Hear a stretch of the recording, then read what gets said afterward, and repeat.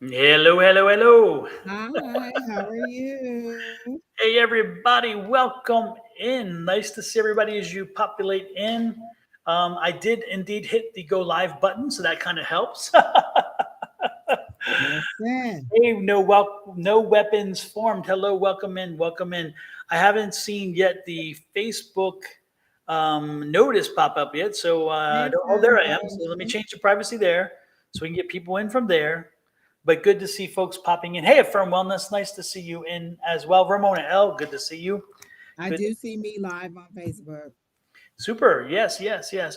Folks, the reason why we talk about Facebook so often is because of all the streaming systems, Facebook gives us sometimes the most difficulty. So that's the one we have to pay a little more attention to. But it gets a little attention and it's happy. So right now it should be happy. Hello, my spiritual family, Andrea says. May I be added to your list, please? Marky Hall, welcome in, Marky Hall. I have some questions. I'm going through a breakup. I would like some insight. The best insight you could have gotten was this morning. Miss Bonnie and her love readings are wonderful for breakups. So unfortunately, you missed an amazing opportunity because Miss Bonnie is the way to do it. However, Miss Bonnie does private readings. So if you look her up at Calling on Angels 1111 on Facebook or YouTube, reach out to her. She can do you a private reading, a long, extended, drag on forever reading, but it's not free. You have to pay for that one.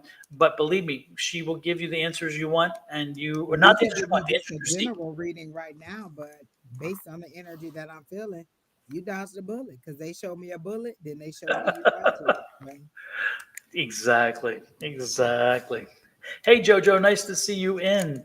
I'm only up this late because I have to pick up my son from work. Oh, okay, Firm Wellness. We get the hint. I It's mean, not gosh, us. Okay, it's him. you ain't staying up this late just for us. I I mean, we would have know. It's loved like to okay, be I'm like, not insulted. Not could have just much. flattered us and been like, I couldn't wait for y'all, so I couldn't sleep. You just like, just so you know, I ain't really here for y'all. My son is up and y'all gonna entertain me till it's time to pick him up. We get it, firm. We get it. Exactly. Today, folks, what I'm going to do is I'm just drawing the colors. So I'm going to whatever color I get for you when we call on you. Angie's going to do a reading of some kind, but as she does, I'm just going to pick up the energy color and then tell you what I feel is the reason why that color is for you and how it resonates going forward with you. And so it's going to be just a little different this evening. And just go with the flow, and you're going to enjoy it. I promise you. And if you don't, well, then you didn't pay much. That's okay And too. I can tell you, if we're picking the ones that we're drawn to, everybody who said, "Can I have a love or relationship?" Definitely not drawn to you. I'm just I hear you. saying. Exactly. Exactly. Oh Lord, help the child. Letty But Letty GV says, Angie, you sound so far away. unless I put the microphone in my mouth, I don't know what else to tell you. This is as close as I can get to it. And Yeah. I can't turn up the volume. It's just maybe you need to turn up your volume. I don't know. Yeah. And there's no way, It was the unfortunately, we can't. exact setting that I was on Sunday too. But thanks for telling me. Yeah. Yeah. And Restream, unfortunately, it doesn't allow that either. So, Yeah, it doesn't allow you to turn it up. So nope. um, I don't know. I pulled the microphone closer. Joanna, the dream class was really nice. I enjoyed it. Oh, We Angie, did I it for just like, bumped it up a little bit on my side. I realized I could bump it a little bit. So I gave you a little more volume. oh, okay. Hopefully that helps. Hey, Samantha Madigan, nice to see you in. Nice to see you in. Um, let's And I'll tell you why I don't like to do relationship readings. For one, there's usually a desperation on it, and then for two, when I tell you that the relationship isn't good for you, you like to defend that person and cake for that person, and then tell me why I'm wrong. So I just prefer not to do a relationship reading at all. Hey Jojo, good question. For Jojo asked how the dream class was, and for those of you who don't know, we do a class on Tuesday night. It's actually not a class, just like a little group. We get together where we get together and we share experiences and learn from each other how to be better at what we do with our psychic and mediumship skills. And on this past Tuesday, one of our fellow folks, fellow readers, fellow warriors, whatever you want to call them, they gave a class on interpreting your dreams. And Umber did such a good job. It was really interesting to understand dreams, understand the dream state, understand Carl Jung's ideas about the conscious and subconscious. It was quite fascinating. So yeah, it was good. It was a very good class. I should have recorded it. I wish I had now, but I think the class was made better by us breaking out and helping to analyze our own dreams. I think that's what made. It was really good. Like I enjoyed just some of the things she tells you for like how to get answers regarding like, picking a specific object in the dream and then questioning that object Absolutely. to Yep. give you the answer, not like so people are like, "Oh, I saw a big red flower." Well, get into a meditative state and then talk to the flower, question the flower, and then see if the flower changes shape or changes into a person or something like that.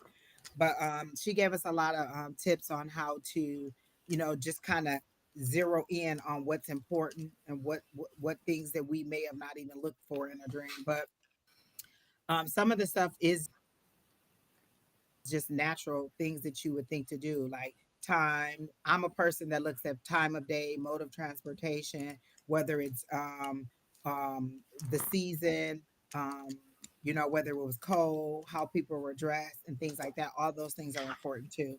So that's what um, those are all things that I think she included in some of her techniques for helping you to demystify your dreams. Yeah, I think what I'm going to do is I'm going to ask her to share those slides that she did, so we can send them to everybody and post them to JSS, so that we will have those slides, because they were very informative. That information was important, very important.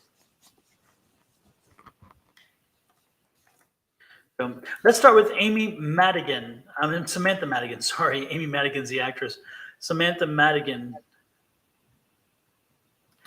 And she's asking for whatever we can give her in reference to the year or whatever you have going. Oh, now that I can do. I like doing that. And Alicia, I'm the guilty party. I was running late today. I was doing some pre work for our psychic fair on Saturday, and so it kind of delayed me from getting back to this side of town. So I am the one that caused us to be late. Samantha, I immediately asked what was for your highest and greatest good or for you for the rest of the year. And they immediately showed me a gas pedal and somebody not connected to you pressing down on the gas, pressing down on your foot, which is down on the gas pedal.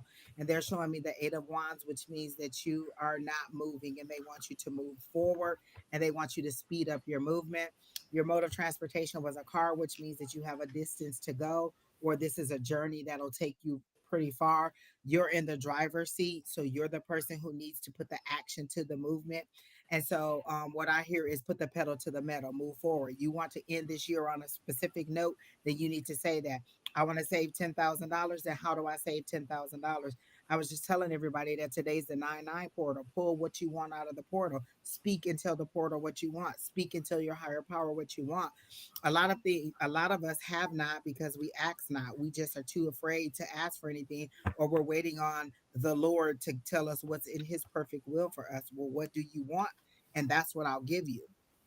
One of the things I've learned on this journey is you have to ask for what you want and then believe that it'll happen for you. Just ask. And a lot of times we don't even take the first step, which is ask or set the intention for receiving that. But the first thing I saw is that you need to move forward. That's the main card that they keep showing me is the Eight of Wands. You need to move forward. You need to put the gas on. It's daytime. There's a blue sky. So you're going into your future. You're moving into something that is bright. There's no darkness. There's no towers. I even heard no towers. There's nothing. All of this has to do with you moving forward, with you taking the next step. What is my next step? Even when I asked, what is your next step? They said, move forward, take action on what it is that you want. You have an idea that you've been holding in that you have not moved forward on.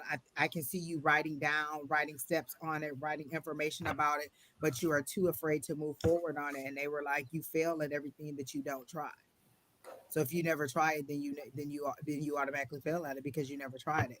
So what they're telling me to tell you is to put steps to your, to make action moves. Don't just keep writing it down over and over. Don't just keep mulling it over in your head. Start to move forward on it. And so I'm hearing that your next step is action to move forward on whatever it is that you have planned and whatever this is. And They don't always reveal to me what it is because it's not for everybody else to hear. It may be something that you need to do in silence that you don't need other people to give you input on, because they'll either make you feel negative about it or they'll take you off focus of it. And sometimes it's a one-on-one relationship between you and your higher power, and you need to ask them what your next step is. But they're saying you just need to take action and move forward, and then they'll transition you, because they're showing me the world card. And for me, that shows achievement, success, and recognition. So that means you need to start transitioning from this state of stagnancy to a state of moving forward, which is your next step. So that's how they're showing it to me. Okay, so are you just going to keep asking us repeatedly what to do, and we keep telling you to move forward, and then you just go ask us every week what to do? That's all I got. For me, I got the color orange for you. And for me, and orange for me, kind of, it triggers two different things. First of all, is communication. I'm thinking that I feel like there's someone very close to you who you are talking with, but talking through. And so I think you've got to work on communication and try to find a way in which both of you can communicate clearly, because right now I don't think you're hearing each other. I think you're hearing yourselves talk, but I don't think you're reaching each other with your words. And so I would work on my communication. Make sure that you're speaking clearly and understanding. Make sure you're open to hearing and as well as speaking, because I'm getting the feeling like one of those components is missing. So again, pay attention to your communication. It's real important. The other thing I've got is orange. To me, is also associated with the Indian medicine color of orange, and that's what I'm being shown is the Indian medicine color of orange. And so for me, that goes back to digestion and the digestive system, as well as the evacuation system, the elimination system. You know what I'm talking about? And I'm picking up something's going on there. So I think that I don't know if you're having a problem or not, but pay attention to anything that's not quite going on there, because I'm really picking something up there. And so please be careful with that, because I'm being drawn to that area of your body. So just be cognizant of what's happening with your body, and if you're feeling something, please have it looked at. Do not blow it off. Okay, this is something that needs to be addressed. That's what I'm getting. Those are the two things that I'm getting for you for orange. There was one other thing I said. She says, I just doubt myself and I need to stop that. If this was your daughter, if this was your best friend, if this was your coworker, and they needed encouragement to go ahead and move forward, what would you say to them? Say those things to yourself. Sometimes I have to speak to myself. Angie, what is taking you so long? Angie, move forward. Angie, get in a gear. Angie, move. I have to speak to myself just like I would speak to somebody else. Angie, what are you waiting for? Like sometimes you have to speak to yourself and personally motivate yourself just like you would do somebody else. So if I was to tell my sister Keena, you need to do A, B, C, and D, that's what I need to tell myself sometimes, A, B, C, and D. So sometimes we have to step out of the situation personally. And what would I tell my daughter? What would I tell my friend? What would I tell my, mother, father, coworker, whoever? And then that's the advice we give ourselves. Because sometimes we let our fear paralyze us, and just think of your fear burning up money that you could have been making. Do you want it or do you not want it? Is basically what it is. Are you going to let fear lead you, or are you going to let your higher power lead you? Because your higher power gives you the power to move forward. So what you're doing is saying that your higher power isn't strong enough to lead you or to support you, or you don't support your higher power enough. You're going to lean into your own fear and stay down here at this vibration versus trusting your higher power and moving forward. If you're going to ask me what to do as a higher power, then do it. Don't ask me and then say, oh, well, I just don't think that's going to work. I'm not going to keep asking. I'm not going to keep answering you as your higher power if you're not going to believe me. Because at some point, if your higher power gets frustrated too with telling you the same thing and you not taking action on it. And one other thing, Samantha, too, is that if you need some external motivation, which sometimes we do, then what I would suggest to you is to give yourself a deadline and tell yourself that on this day, my business must be started. I must have taken all the steps necessary to be prepared to start the business. Now, give yourself a deadline. And the reason why you do that is that right now you say, I'm gonna start, I'm gonna start, I'm gonna start, I'm gonna start. And eventually you're gonna beat yourself down, and you're gonna have so much frustration with beating yourself down that you won't start it anyway. And then you'll feel like you've lost, or you'll be frustrated and you'll hate yourself because you didn't do it. So if you give yourself a deadline though, if you put yourself under the gun and say, I'm going to get it started by X, then as time gets closer to X, and I would tell people, this is the other secret that a lot of people miss, is they tell themselves something, but then they blow it off because they're like, oh, nobody knows. Start telling people, I'm going to do it by this date.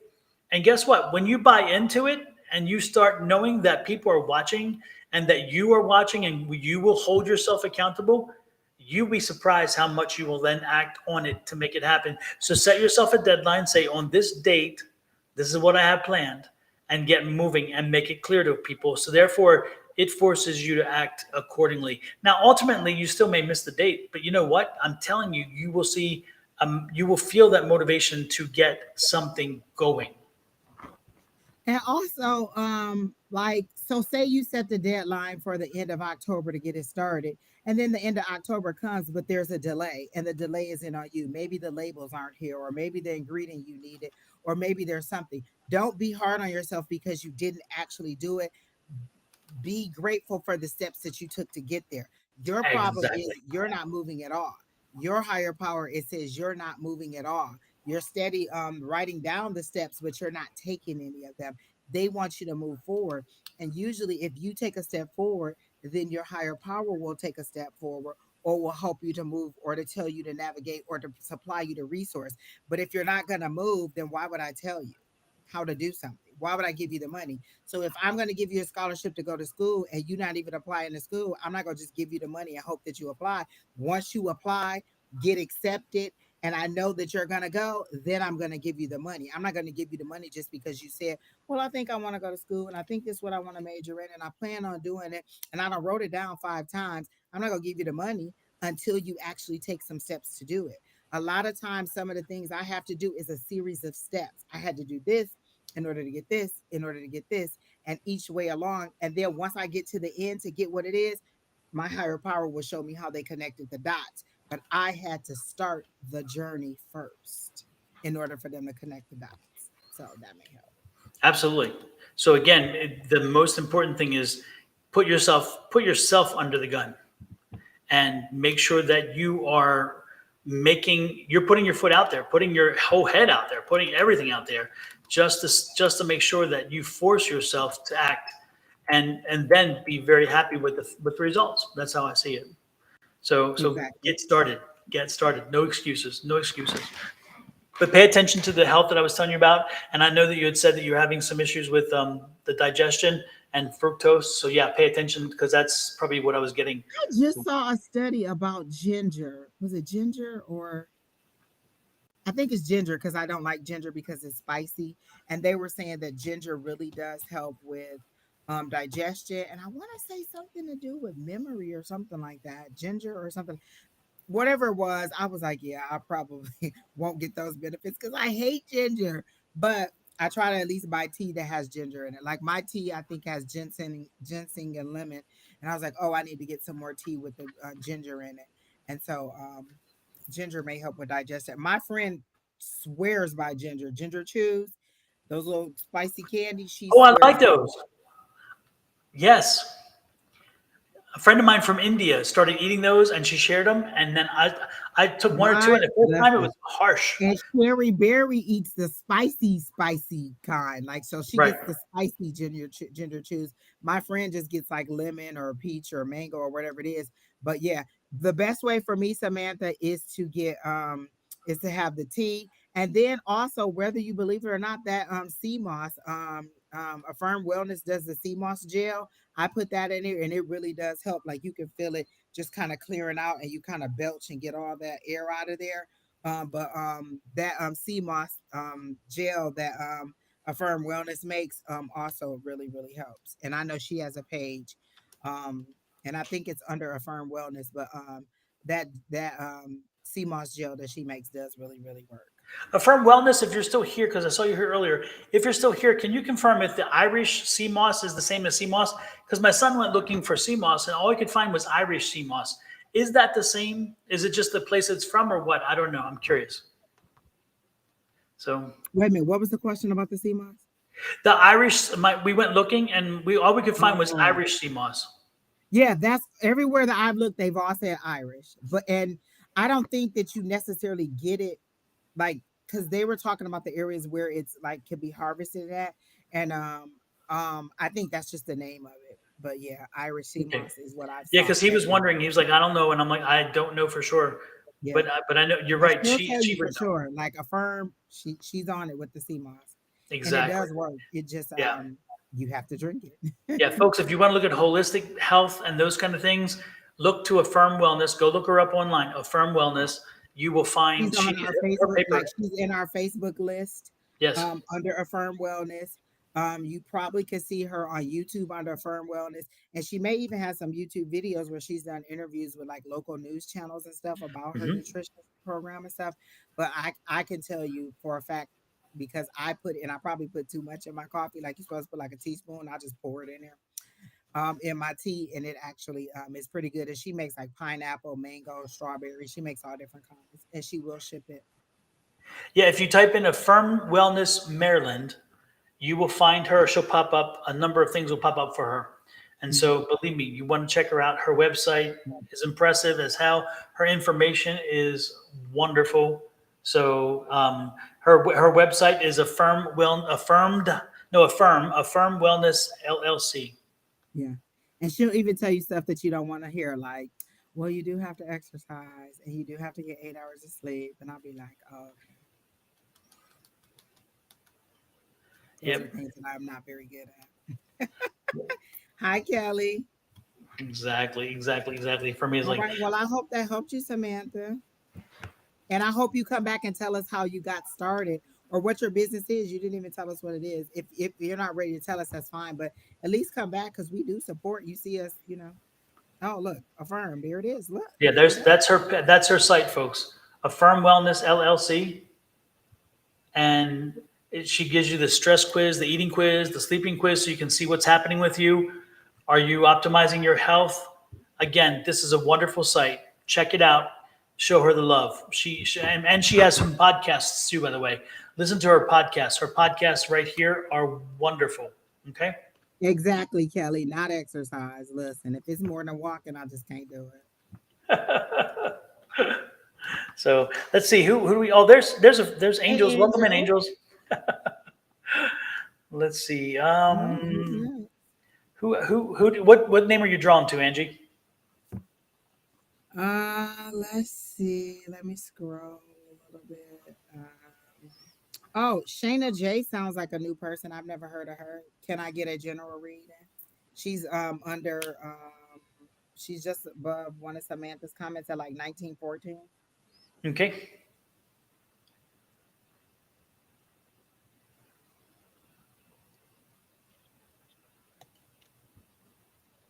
Oh, she's not on mine. Oh, there it is. No, I see it. Yep, there you go. Yep. All right, just a general reading, Miss Shayna. Are you still here, Miss Shayna?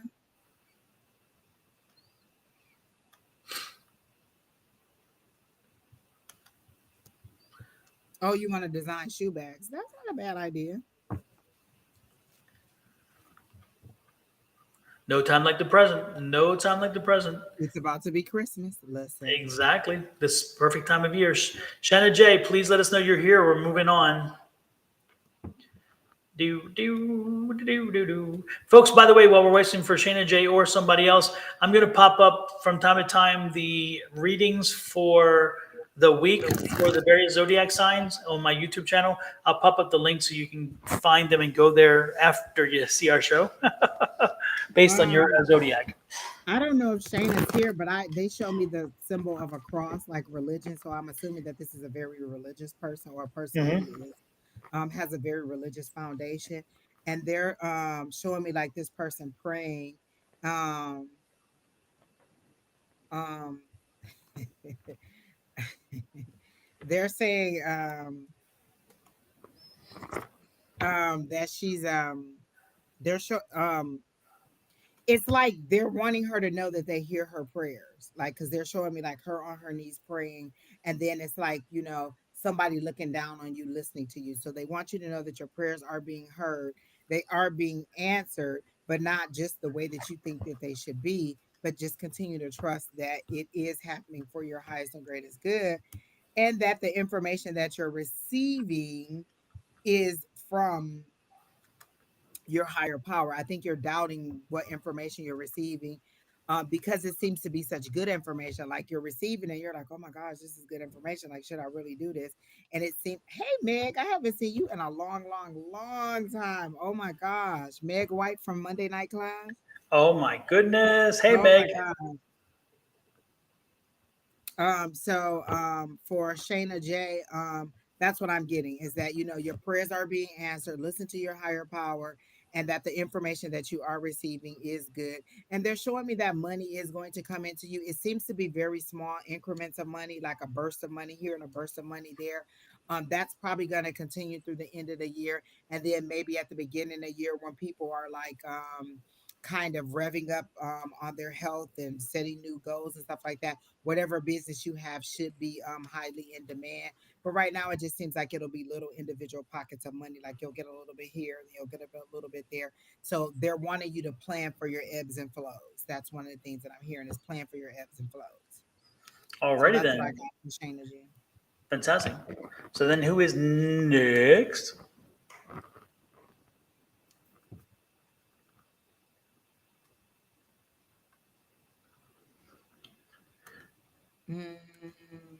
Melanie Mongolji. Hope you are well. I don't know if she has a question. Or Marianne Vancouver. Can I get a? Oh no. I mean, Marianne Vancouver isn't bad either. So either one of those, Melanie or Marianne or Shelly Sedillo, she's been in there for a while. She has some good. Are either of the folks that just mentioned, are you here as we speak? Oh, so Melanie, she just posted and she says anything that you feel. Cool. Oh, Marianne did too. So we can take Melanie, then Marianne. Okay. All right, Melanie, she says anything. All three of them are here. They're like, hold on, I'm here. And they're Nice. all on Nice. Facebook. Every last one of them. Okay, so Melanie, let's see what information they have for you. I heard dot the I's and cross the T's. So are you about to do a new contract? Are you about to get a new car? Because I heard dot the I's and cross the T's, and then I saw 5.8% or something like that. And then they showed me like a steering wheel. So are you about to buy a new car? It's nighttime that they're showing this to me. So are you doing this and not letting anybody know that you're about to make this new purchase? You're kind of being under secrecy, and it seems to be a luxury car or something that you're really enjoying. So I do feel like you're about to make a new purchase. They want you to make sure that you pay particular um um pay attention to the contract and the things that are in there, and make sure that it is giving you exactly what you want, or that it is exactly what you're agreed to. Can't drive 42, never learn.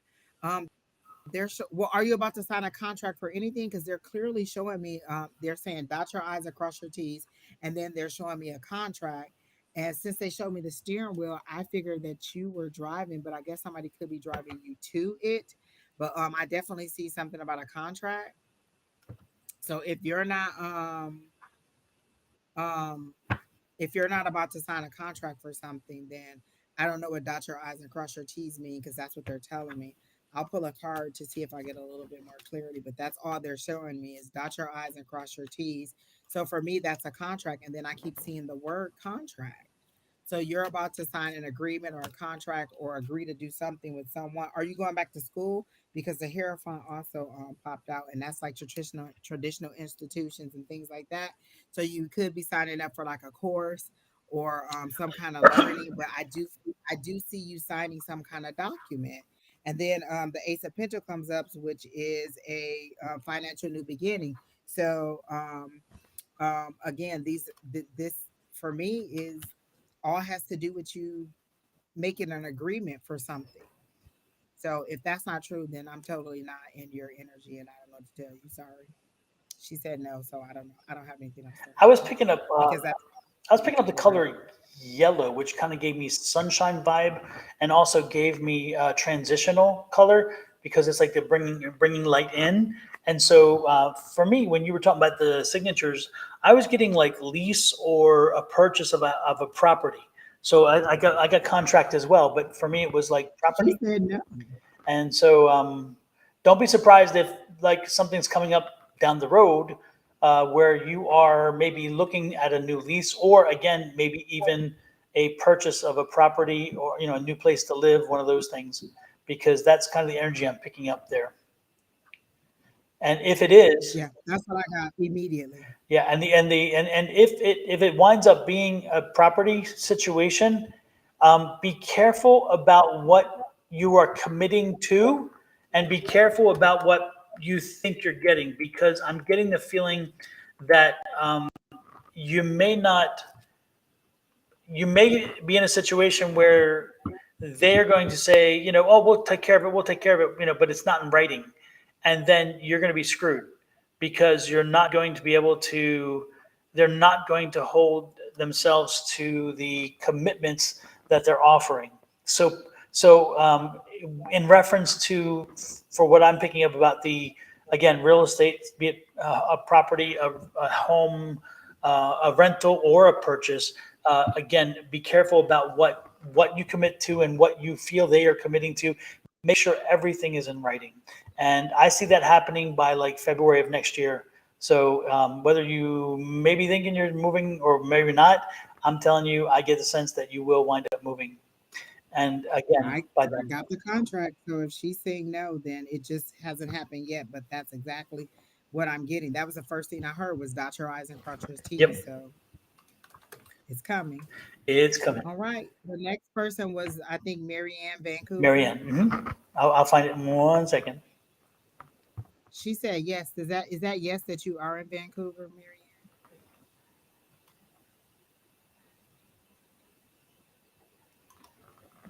There we go. All right, Marianne. Let me see what I get for you. Marianne, the one thing that came to me while Angie is working on the deck is I get the feeling of laughter. And Marianne, I think you need to get out of the house.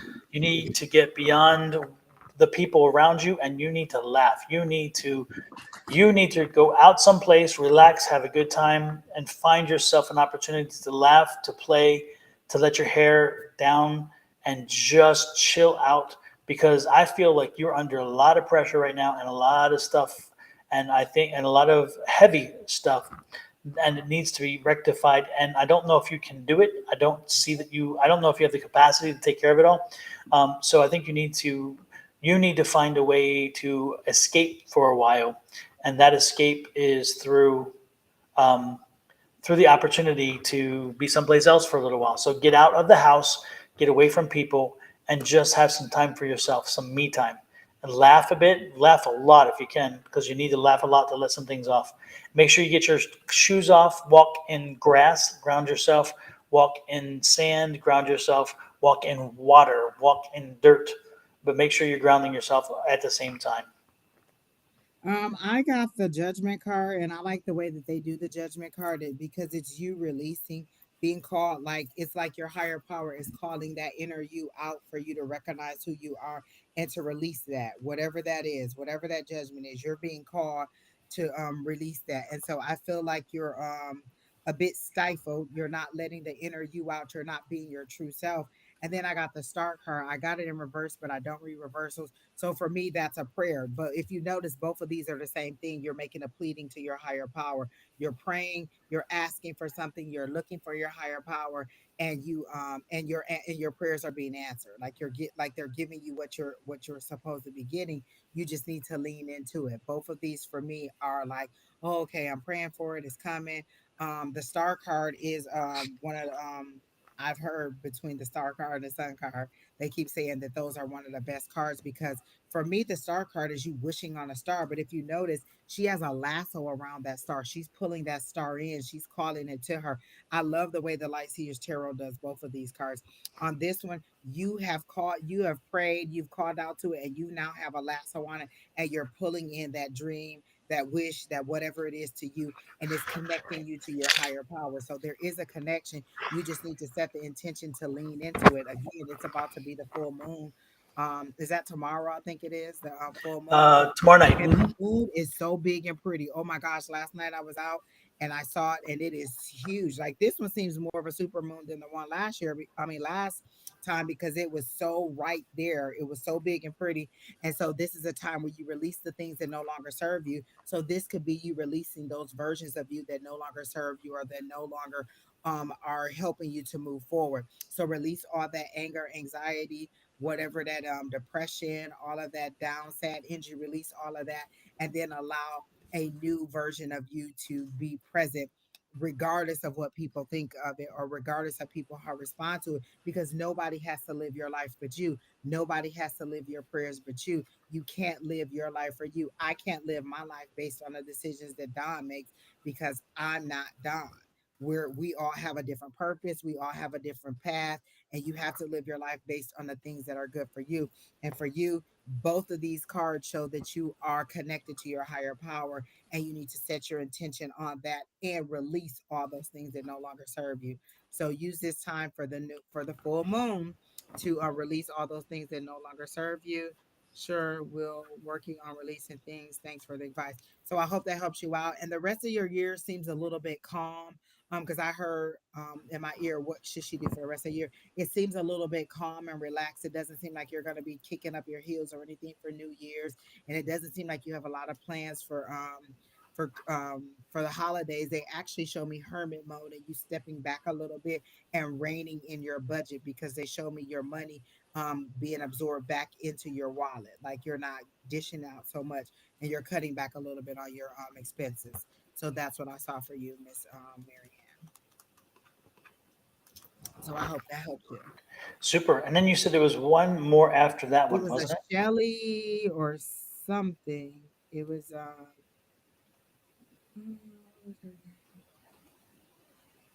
because she said hi too, and she Shelly said Cedillo.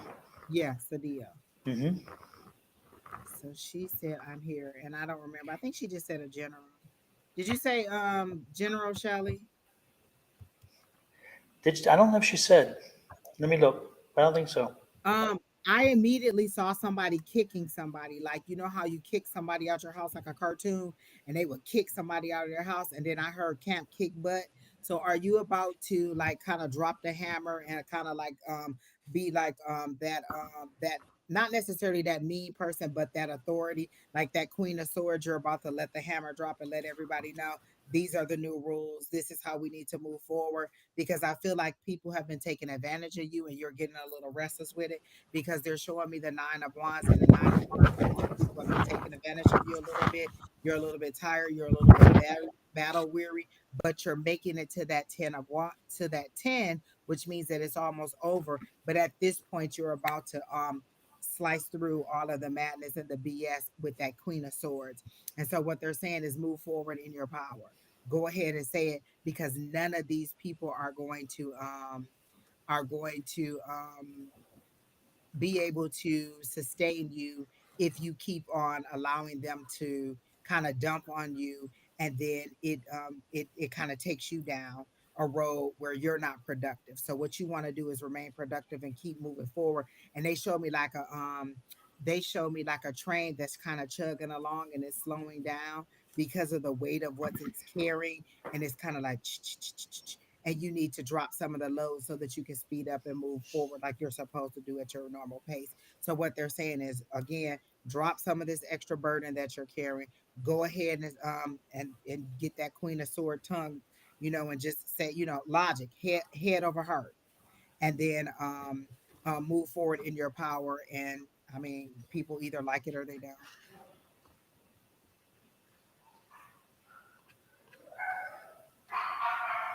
I think for me, Shelly, Shelly, I'm getting kind of movement energy. Did you just move, or are you looking at moving? Are you again like a relocation situation? Are you in that kind of vibe, or did you just go through that? Because I'm getting again that move vibe, that having to get settled in vibe, all those things. Oh Lord. The list is not open or closed. We're just taking people that resonate with us.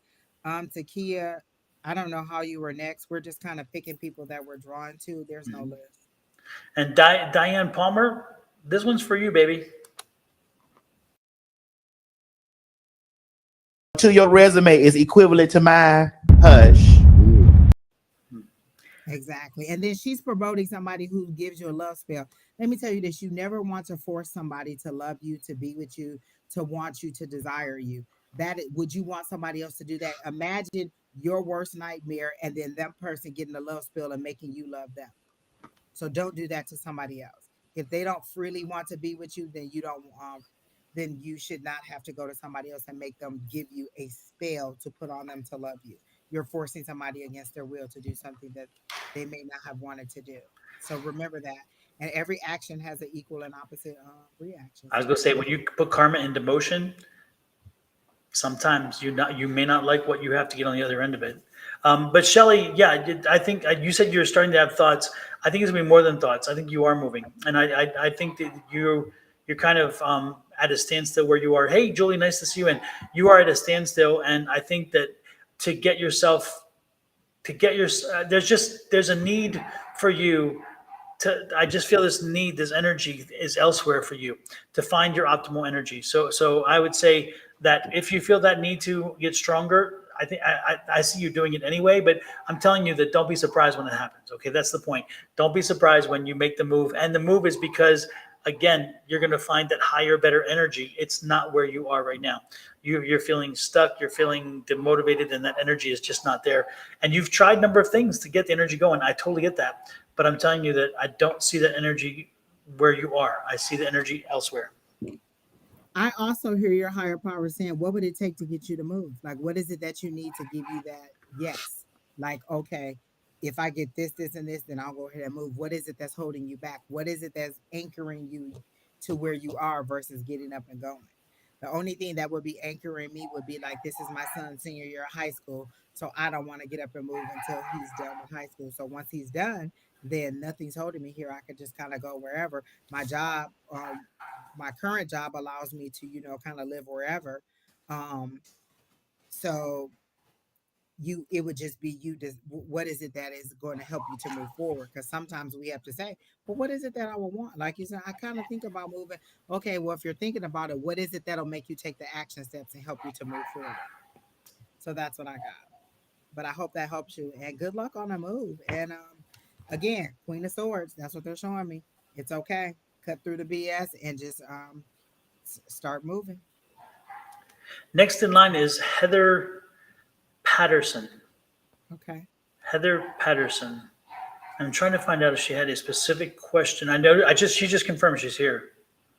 She said just would love to have one. Love to have a reading, I guess. Okay. So I think it's wide open. Okay. Heather Patterson. It's funny because every time I see your name, I just hear Sister Patterson because my friend, she calls her Sister Patterson, because that's their last name, and so all I see is Sister Patterson. So I gotta exit all that out of my head and try to just get into your regular energy. Okay, so let me think.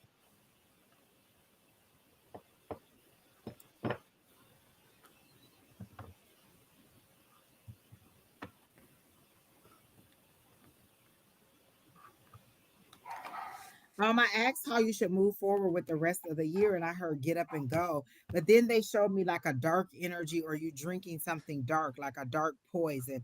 The song that I hear is "Poison" by Beyonce, and it's about a lover who is bad for her, but also she thinks like you're my cause and my cure. Like you're poison to me, but you're also the thing that makes me better. And so, are you in a love relationship that is having some highs and lows, or that you keep on again, off again, and you really think that you need to let it go, but you're having a hard time disconnecting? Because that's what the song "Poison" would be for me. I know I should move on, but I can't seem to let you go because you're my cause and my cure. So, are you in a love situation that should be nearing its end, but you're not moving, but you're not letting it go? Um, because I just heard you just need to get up and go. Um, so You're not saying about the love reading, but um, that's what I'm getting. I'm getting the song Poison. I just keep hearing those lyrics over and over again.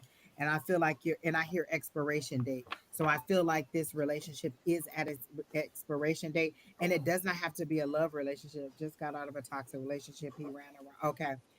Okay. Exactly. So that's the song Poison. You might want to listen to that song by Beyonce called Poison. I love that song. And this exactly seems like that situation. Like it's a toxic. How could something so toxic be so good or be so something? But that's what she's saying. You're so bad for me, but I also think you're so good for me. So that's exactly what they're saying. Get up and go. Are you thinking of moving away from this person in order to put some distance between you two? Because I see you trying to push this way to push him away, but what they're showing me is that you need to push this way and expand your walls out to give yourself more room and more space. And then that'll put distance between you and that person. So I don't know if that means relocating to another city or just relocating to another space where you're not so close in proximity to this person. But I do see you needing to expand out this way, horizontally instead of trying to push forward that way. And so they're saying you do need to create this space, even if it's a mental space or it's just blocking this person or it's just not returning this person's messages. There is some space that you need to put between you and this person to finalize it, because they showed me like a nail going down in a coffin to let it go. But they want you to know that it was a good decision, and that as you heal, you will a new person will come. They're showing me spring flowers and tulips, so I would say that'll be around March or April that you'll meet somebody new, or that you'll be ready to meet somebody new. So I'm seeing tulips, which means April, March, April, May ish. But if you haven't healed, that could be prolonged, because I'm only seeing things as it is now. So you need to prepare to move forward and heal yourself for this new love. So remember, this new love is coming in the spring. How can I get myself from where I am now to where I'm ready to receive this happiness and joy, to where I'm ready to blossom? That's what you want to do. You want to blossom with the flowers that are coming in April, May, and June. And so, how do I prepare myself mentally, emotionally, physically? What is it that I want from my new relationship that maybe I didn't receive in my old relationship? Or what is it that I think I need to heal?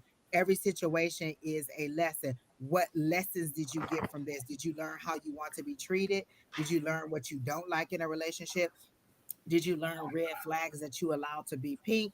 Did you learn about things that you should have done or that you should have paid a little bit more attention to? So those are all the things that you can journal about. And then again, it's about to be a full moon. Release all those things that no longer serve you. You could make a list of all the things that you want to release, burn it, and send the ashes off to the full moon. But remember to say with this fire I release, and then name whatever the item is that you release. If you want, Don has a great full moon ritual video that you can watch on his Sonoran Mystic Tarot YouTube page.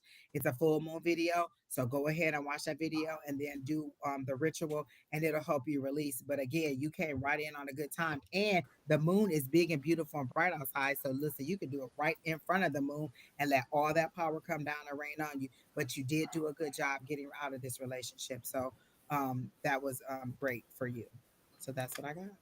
And here's the QR code for the full moon. You just take your phone, bring it to camera, point this way. The white little thing pops up. Click on it. It'll take you, and you can watch the ritual. It's a short video. It's not long. It's not intense.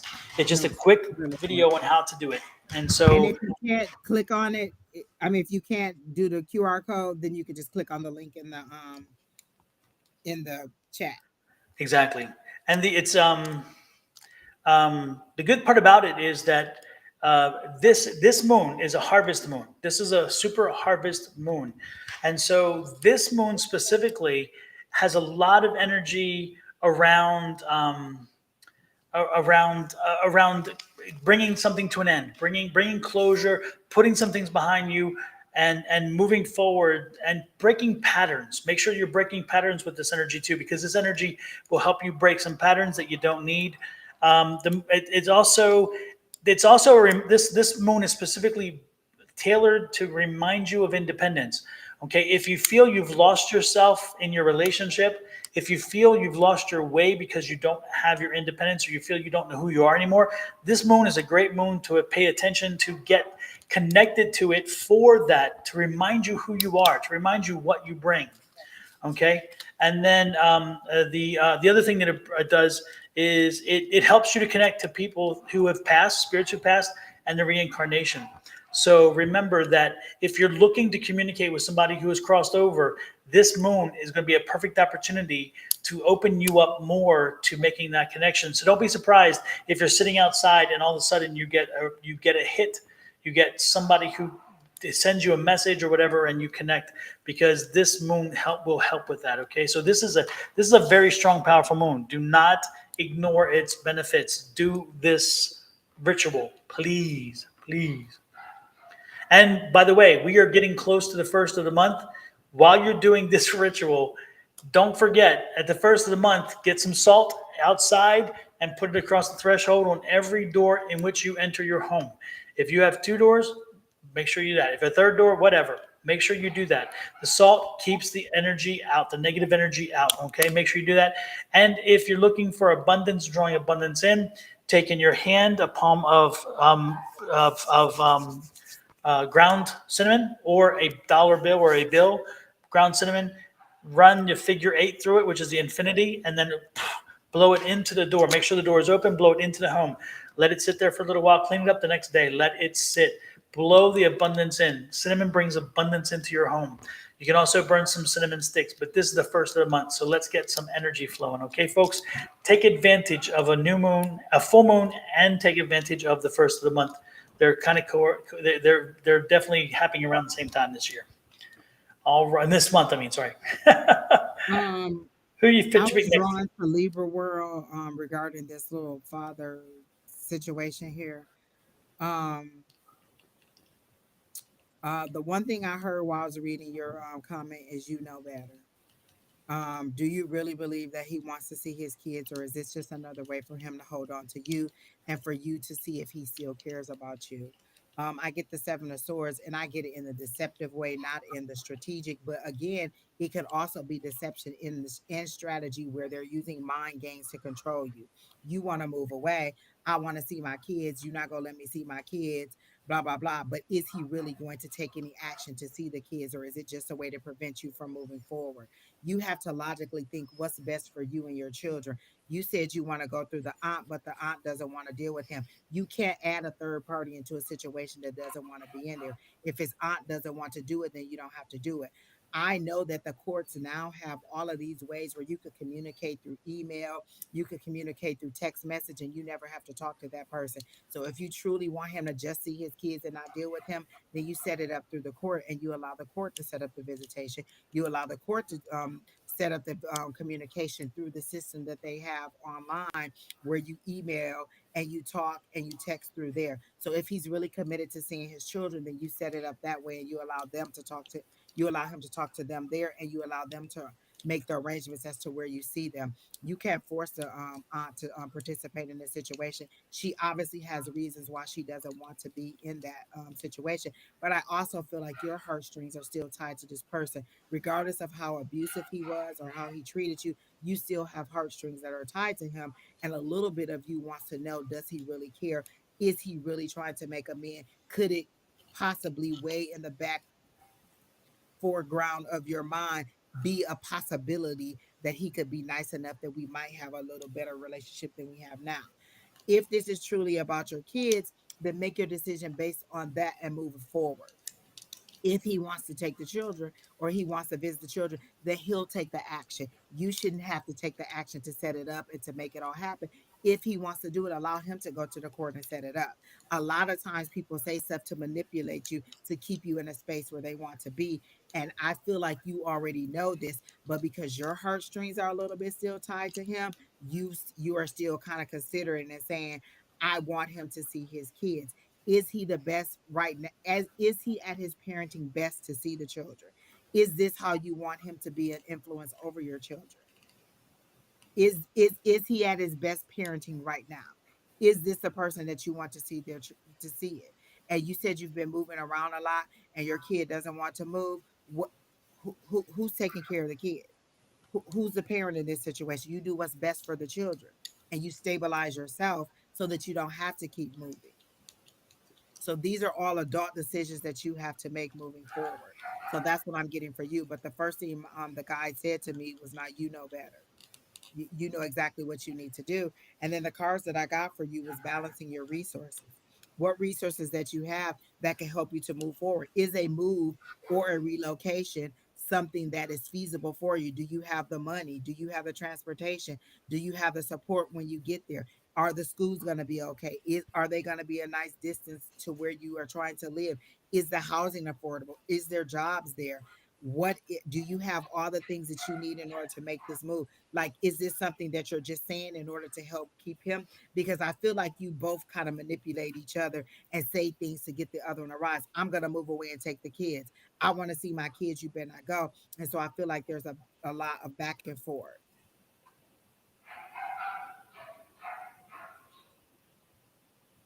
Okay. And so that's what you need to do. That's what you need to decide. But even in them giving you a new apartment, is it close enough for you to get the kids to school?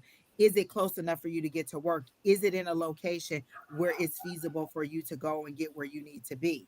And then I got the world card, which is travel, completion, fulfillment, and wholeness. So this is a time for you again, like Don said, this is that harvest moon, finding yourself, getting rid. And again, this is a full moon, releasing all those things that no longer serve you. What is in the best interest of you and the children? And so in one way you say, oh, I really want him to see his kids, and then another way you say, I don't want him, I don't want to keep him away from his babies. Is he a good enough parent, or is he at his parenting best that they would be safe in his care? I don't feel like you've let him go completely. And so the reason this decision is so hard for you is because you're still tied in and hoping a little bit, way, way, way in the back of your mind, that it could possibly sort of might be something great for you and him, not as much as for him and the kids. So that's how I got it. I don't know you personally, but that's how it's being presented to me. Well, I got a little bit of a twist on that one. And Libra, I get the feeling like you want, part of you wants to let go and part of you doesn't. And so I'm feeling like you push and pull, and that's not healthy. And you know that as much as you tell us that you want to push, you definitely are pulling back, and you find reasons because, oh, the aunt can't do this one can't do it, because again, part of you wants to pull, and you know what you need to do, but you can't let it go. And until you're ready to do that, no matter how often you look to other people to give you advice to find some reason that you have to not take it, you're not going to take it until you're ready. And I don't mean to piss you off or send you through the roof, but I mean, come on, let's have a conversation here. The reality is you're not ready to completely dislodge, disconnect. And so you find reasons why maybe you can't, and there's got to be some way. And it's not exactly, and it's not. You can't lay it off on the kids all the time. The kids, that excuse That's works, their but push and pull. I want to see my kids. But this is her statement. I want him to see his kids, but I don't think he's a good father at all. Why would I want my children to be around somebody that's not a good parent? How does that make sense to me logically as the good parent or as the better parent? This person is a horrible person.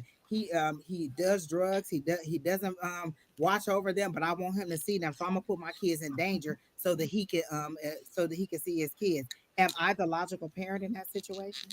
Or am I trying to hold on to him? mhm. So you've really got to. You're gonna have to work with that. And you're gonna have to figure out a way Exactly. to make that not happen. Because again, until you're really truly ready, it ain't going nowhere. Exactly. It was one other thing I was gonna say. Oh, she needs to go to like a group, for people who've been in battered relationships or domestic violence relationships.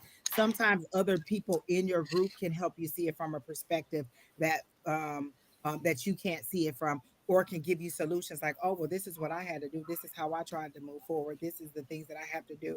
And sometimes they have an actual therapy plan that'll help you. You're just coming here for advice on what I should do next.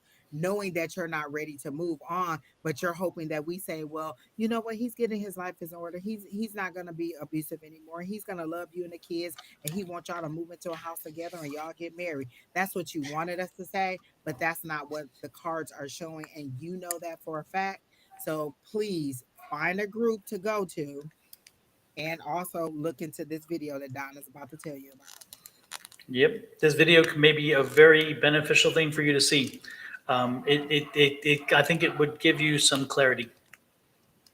And Shawna, yeah, she channeled that message and it was amazing. So, yeah. yep. And a lot of times we don't want to say that that's what we're doing, but you have to be honest with yourself. You can't be your higher power can't heal what you want to admit is broken. If I'm going to keep saying, oh, I'm okay, I want to let go, I want to let go, and they know that you're not, your higher power just looking at you like that. Exactly.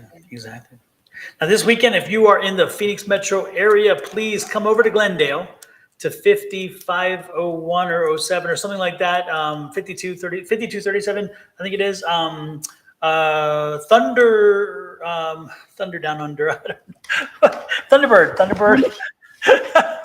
Thunder somewhere. Wait a minute, that's a different party. But I want to go to that one too. Exactly. Yes. We're having a psychic fair over there at this weekend. It's going to be Angie, myself, Susan, and Julie doing some readings. We have Lavita and Ted doing some healings, and we have some great speakers. So, and the speakers are free. This is a free psychic fair. You don't have to pay for this one. It is free. So come on over between 11 and 4.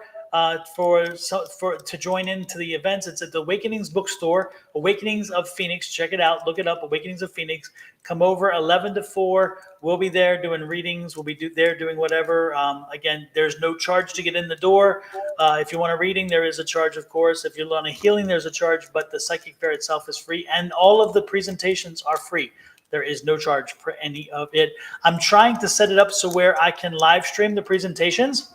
So as the speakers speak at the event, they will be, hopefully, I'll be able to pick them up and have them live on the air. So you'll see us pop up on the air with that too. So some great stuff. And just to show some commercials for it, here we go.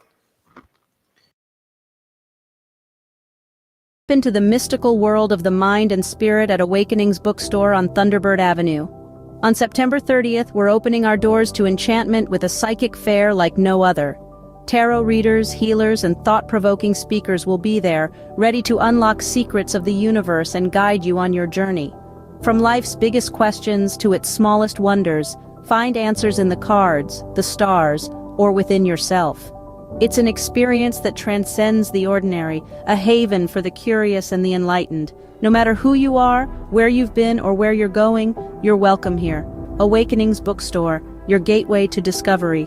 Join Sonoran Mystic Tarot, Don Rumer-Rivera, Susan Grayson, Julie Karen, Love Riot Warrior, Angie Lewis, and more, and let your spirit soar. There you go. Okay, so all of a sudden I just start smelling this food because I got my door open and one of my neighbors must be cooking and it smells so good. But then that also made me remember to tell y'all that the pumpkin spice Frosty at Wendy's is good. It tastes like pumpkin pie. Does it really? It is good. It was Nice. really good. Oh, by the way, while you're talking about that, somebody, who was it? Who was it? Robin says she down for Thunder Down Under. I'm with it. Hey, if it gets you to the psychic fair, we'll promise it.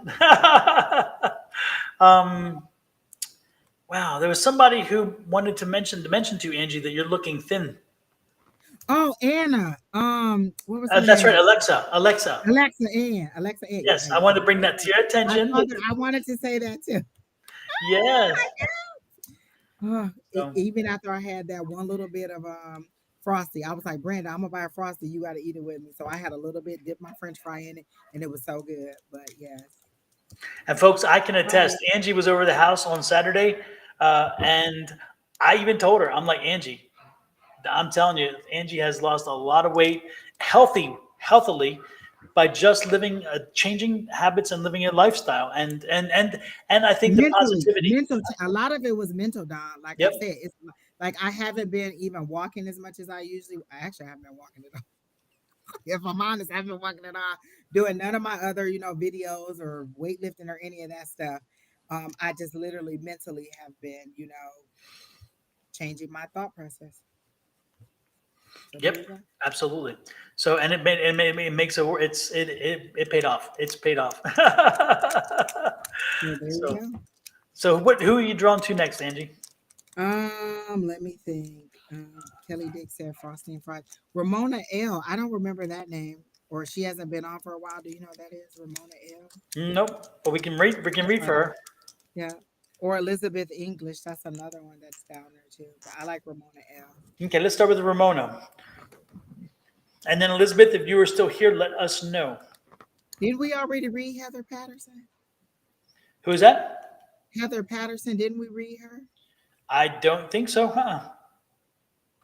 Oh, she was a person that we brought up because I said, oh, she reminds me of my friend, Sister Patterson.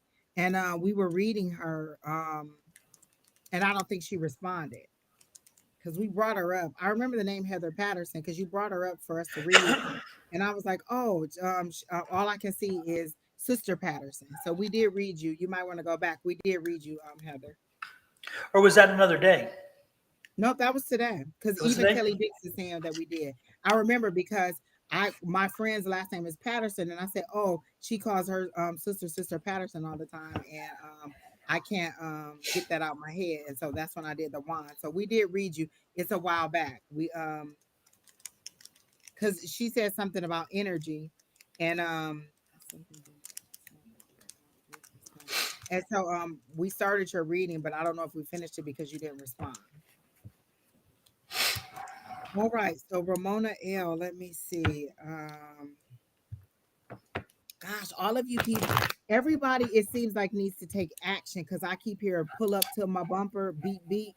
And I can't remember who sings that song. I want it, not Grace Jones, but somebody along that line. Pull up to my bumper, baby. Who is that? I can't remember who sings it, but it's a lady who sings it. And then you hear the beep beep. So it's like you leaving people in the dust. It's a convertible car. Um, it's a big purplish color. I don't know if purple has anything to you, but it's different colors of purple or like this really pretty purple color for you. And you're in the driver's seat and there's somebody else in there. It's like a big celebration. So maybe you have something coming up for New Year's, like a big celebration or a big announcement that you're going to make for New Year's, but you're going to be leaving everybody in the dust because they show me a big dust cloud as you pull off. And it's like, pull up to my bumper, baby, and you taking off and leaving everybody in the dust. But it's in celebration. So Grace Jones. Yes. Okay. So I know that song. There you go, Ramona. So is there a wedding or something? Because I feel like it's kind of that kind of thing too, like that kind of big announcement. Are you in a relationship where you could be moving to marriage or there's an anniversary? Because I feel like it's a big celebration and you're just kind of waving something around like a flower or some kind of something, and it's a big celebration. You just made a big announcement, and it's a big celebration, and you because it's only two of you are pulling forward into your future, and it seems to be around New Year or the beginning of the year that this is going to happen. So I get positive, and I keep hearing wedding bells, and now they're showing me the four uh wands, which is again that commitment, family, rejoicing. No, I separated. Um, there's some kind of, is it going to be a divorce? Like, is it going to be a divorce party? And I mean, that's a celebration too sometimes for people. But I do get a celebration. I do get two people in a car, and I get you standing up. And they're making it clear to me that it's a male and a female in the car, and you're pulling off into your. So was it that a lot of people were in your business, and maybe you two need to isolate and move forward as a unit together because maybe too many family people were in your business? Because it's clear that you're leaving people in the dust. If that's not it, then it's a new love, but it is clearly you and a male, or it's a male and a female in the car. It's a convertible car. It's purple, and you're pulling off and leaving other people in the dust. And it's a celebration. It's a joyous occasion because you're standing up, kind of waving a flower in your hand. So I get that it's some kind of celebration. Okay. So that's how I'm getting it for you. I see the yes. Is that a yes that it's a divorce party, or that it was too many people in your relationship. Because I feel like there is an opportunity for you to move forward and maybe repair this, but I feel like you two both had too much outside interference, and so the moving forward should be maybe you two moving away or leaving the rest of your rest of the people and all their opinions away, because it is a celebration. So maybe it's you announcing that you're getting back together, but it definitely feels like something good that is happening for you versus a negative thing, and it is a male female thing. So let me try to get an overall energy or a couple cards for it.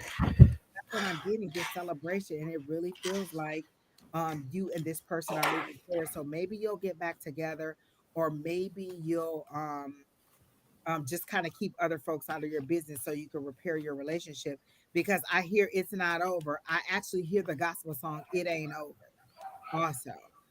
So maybe that's what it is. It's you two rekindle, and that's what the Four of Wands is also, reuniting with family, friends, community, loved ones. So it could be you two reuniting too, also. So just let me see if I can get a card on that. Don, if you get anything, you can go ahead.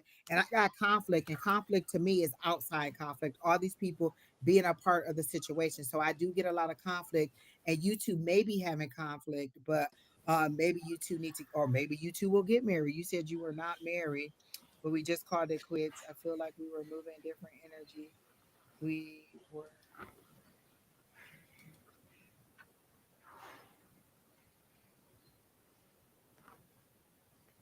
moving in different energy where we come back together strong. Exactly. I feel like there's a reunion, and the conflict is too many people telling you what to do, telling him what to do, and kind of chiming in on what they would have do. Oh, I would have been married to that by now. I wouldn't stay with nobody this long and not be married. What if this happened? What if that happened? Again, only you and this person can live your life. So I feel like maybe you two need to go somewhere. Is there a cabin or somewhere that you like to go in the woods or in the snow? Because they're showing me like a cabin, they're showing me snow, and they're showing me like a getaway spot that you two need to go to and just kind of be nestled up together, kind of having hot chocolate and sitting by a crackling fireplace where you two can just kind of reconvene and talk to each other. But I don't feel like it's completely over in this situation. So that's what I got. And So this is that's what Ramona L, right? hmm Hmm. It's interesting. I don't think that I don't feel there was somebody else. I didn't get that energy. I just feel like they grew apart, and it's just like I don't know. It's like I don't know. I just feel like this energy of neither one tried. Y'all stopped trying. Y'all stopped trying to, it's like you just kind of took it for granted or something and just kind of milked it. Um, um, but I, I don't know. I It's just interesting. don't feel like a finality to it, Don. I just don't Exactly. I was feel like, like yeah, I'm the same way.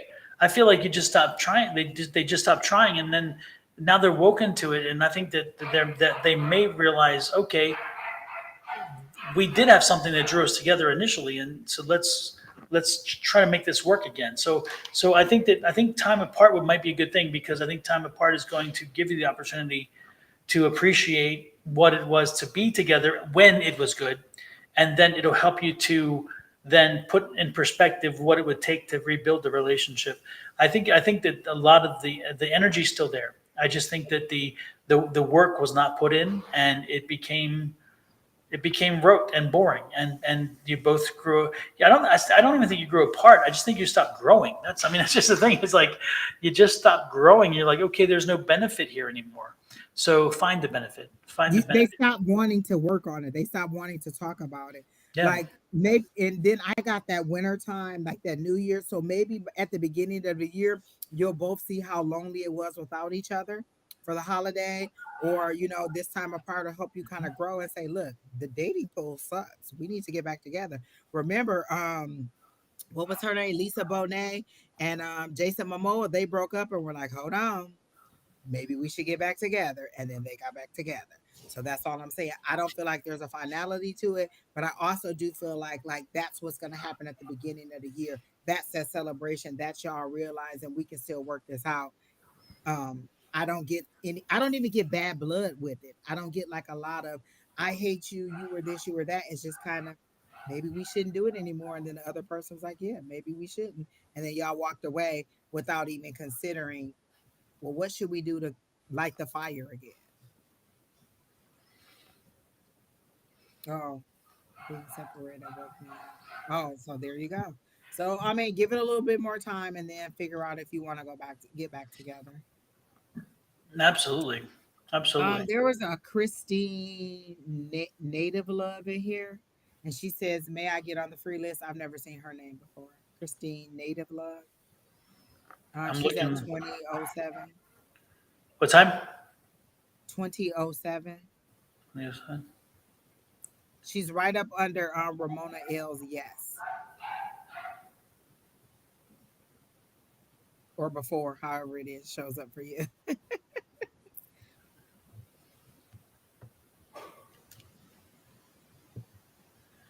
I don't see her.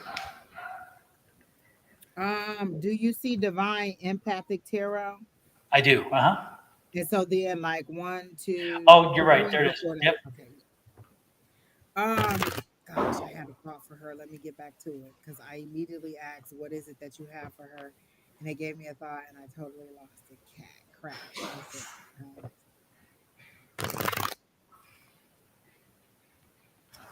Oh, they showed me a butterfly. I was like, "What is it that I say?" They showed me a butterfly, so it's dark. So imagine all the darkness. Like you see this background behind me. So it's pitch black like that without all the colors. So it's just pitch darkness. And then there's a butterfly that is black, a bright yellow with little white dots on it. Or it's white, black, and yellow, the butterfly. And so for me, that's transition. You've already been in your cocoon, you've already been isolated, you've already been transformed, and it's you learning to use your wings and move forward. So you've already transitioned into this new beautiful butterfly. It's you moving forward in order to be this new person that you are. So that's how they're showing it to me, is that you need to learn how to use your new wings, be the new you, unapologetically. Like you've been crawling on the ground as a caterpillar, you went into this cocoon, you turned into this butterfly, and you don't quite yet know how to fly yet. You don't know how to soar, you don't know how to move forward in your new power. And your higher power is saying, just do it, just start moving, just do what feels natural. You don't even know what feels natural anymore because you've been trying to be everything for everybody for so long that you haven't been yourself. And now that you're this new person, you've prayed to be, you prayed for all this change, you've got all this change, you've transferred into this new person, and now you're not even comfortable in knowing who you are. But they're saying if you just kind of go with the flow of what feels good to you, then you'll get used to being who you are and you'll kind of settle into who you're supposed to be. But you're definitely this butterfly that is that has transformed into this beautiful new being. I've been feeling a little lost. Like that's because you don't understand who you are. Like I used to always say, listen, old Angie won't let me back in because she like, we done with you. This current Angie don't even know who he is. She kind of want to go back, but she kind of want to go forward, and you're not quite ready to move forward because you don't know. So you're in between these three states. This is where I was, and I know I don't want to go there no more. I'm done with that state. And even if I wanted to, it won't let me back. But the fear of moving forward keeps me, or the fear of the unknown keeps me from moving forward. So I'm at this stuck state they show you as the hangman. So what it is just kind of tiptoeing into your new you, or asking your higher power, now that you've made me this new person, how do I move forward? What's my next step? How do I speak? How do I live? How do I work? How am I productive as I learn how to be this new person? How do I excel as a butterfly? I knew how to be a caterpillar. Like I tell people all the time, I was in survival mode for so long that I didn't know how to thrive. I was always used to not having enough, not having my ends meeting, that once they started to meet and then they started to overlap, I was still in survival mode. And so everything had to do with survival mode. And that thinking had to change. You're not in survival mode anymore. You're thriving. Next, you're going to make the next step up. So you got to get used to thriving. You got to get used to having all that you need and more. And then now you're going to go to the next, whatever the next thing is, blooming, flourishing, or whatever that next step is after you start to thrive. So you've been malnourished for a while. Now you're thriving. So the next thing is to flourish. You're just going to sprout out. So that's what you need to find out what your next step is, how to get out of that survival mode and get into that thriving mode and then flourishing. But I'm getting that springtime, you'll kind of shed that winter skin, you'll shed that winter bloat, and the heaviness of what you used to be will be too much to carry and it'll start to fall off on its own. Even if you don't let it go, it'll just start to fall off. And you'll be a little bit more worried that you won't know who you are, but it's necessary for you to walk into who you're supposed to be and your purpose. I hear something about your purpose.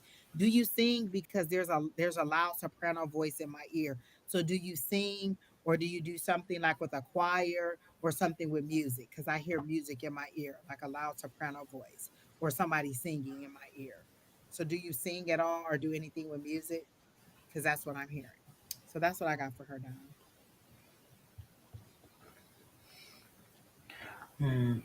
Christine, did you I don't know. Christine, I'm getting like a gray cloud over you, and I'm getting like childhood trauma, and I'm thinking that there's some things that you haven't let go from the childhood, things that have affected you, that you're carrying with you. And my question too is, when are you going to let it go? When are you going to not let it define you or try to define you? Uh, I just feel this heavy sense of I don't know. It's like you think people don't know, or you don't want people. I don't know. It's like I don't know who you've told. I don't think a lot of people are aware of the trauma, but you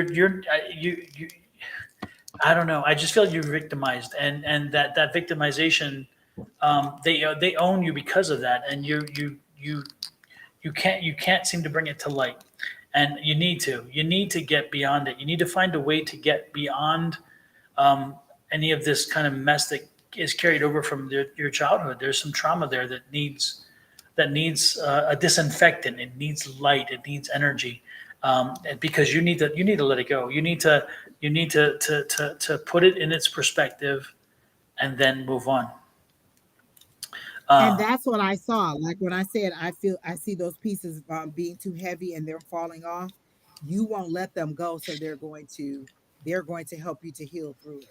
You're just not you're not moving forward for fear of letting go. Because sometimes we'll carry that trauma as a blanket or yep. as a security blanket. Like, I know what this feels like. I know this, so I don't have to let this go. I know this pain. I know this trauma. I know how to stay in this cocoon. But when it's time to let it go, either you're gonna let it go. Like her tower moment seems to be her higher power shedding all those layers of heavy weight. Yeah. And but again, the one thing that um, the one thing that keeps coming back to, though, is it starts with you, it ends with you. So Christine, you've got to find a way to deal with it, put it in perspective. Again, turn the light on it so people know what happened, and you can express it so that you can move through it. Because right now it owns you, and it will continue to own you until you deal with it. And no one else can do that for you. No one else can do that for you. You may want to get counseling to help you talk through it if you have to, or you may find a group of people who have dealt with trauma and then they share, and that helps. But until you deal with it, until you speak it, until you speak your truth, I just think you're going to be kind of trapped in this vicious circle where you put it away for a while and it goes away and then it comes back and away and back. Put it away once and for all. Deal with it. Get in a situation where you can deal with it, and you can maneuver yourself into a healthier space. That's what I'm getting. Someone in our group posted, Lester posted that message today about like when you move forward, you still kind of take a step back. Like though you make it to the next level, you still take a step back and have to heal a little bit of that past trauma as you move forward. So that may be where she is in that space where she's moving forward. It says every time you embody more light, it brings unprocessed emotions and situations that still need to be shifted from your past. We level up, then we take a few steps back in order to transcend that stuck energy. You are not regressing. This is a part of your growth process.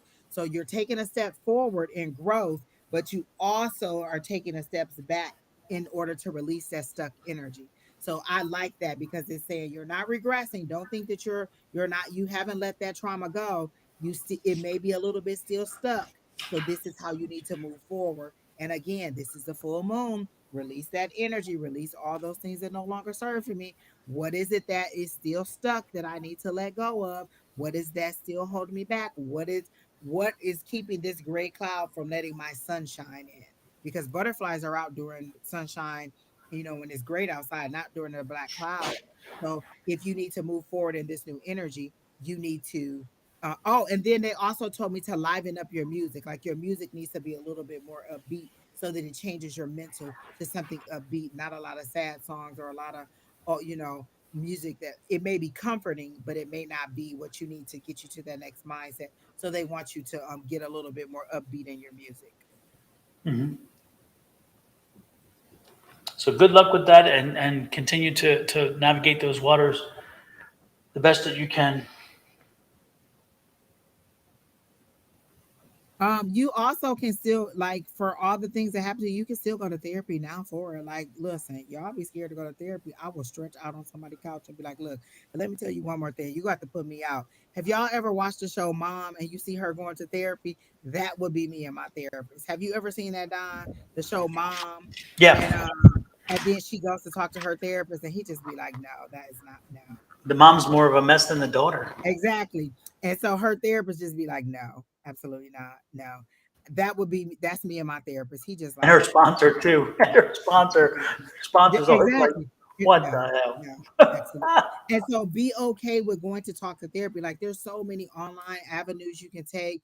BetterHelp is one. Even my employer uses BetterHelp as a way to help people, kind of find sources online where you don't have to go in because a lot of people aren't comfortable going in or wanting people to see them going in. But let me tell you, the best thing I ever did was have therapy. I unloaded. She probably needed therapy when she got done with me. Like, listen, lady, I'm telling you, don't ever be ashamed or go to a group for people who, have the same kind of trauma that you have. A lot of times shared trauma helps you to get over it or to move forward or to understand. Again, the way that I got into affirmations was listening to Don and Shawna shared like-mindedness. Like they had already experienced it. They were talking about it. I'm like, well, let me just try it and see what happened. Boom, there it is. Now I'm another advocate for affirmations. Sometimes just hearing people of a like mind or of a healed mind tell you that something is a different way to do it, and you being like, well, you know what, I might as well just try. What am I gonna lose? It ain't like believing it's gonna help me, it's gonna make it worse for me. And look at how much better it got for me. So again, finding a group to help you see it from a different perspective. Absolutely. And you also know that you're not alone.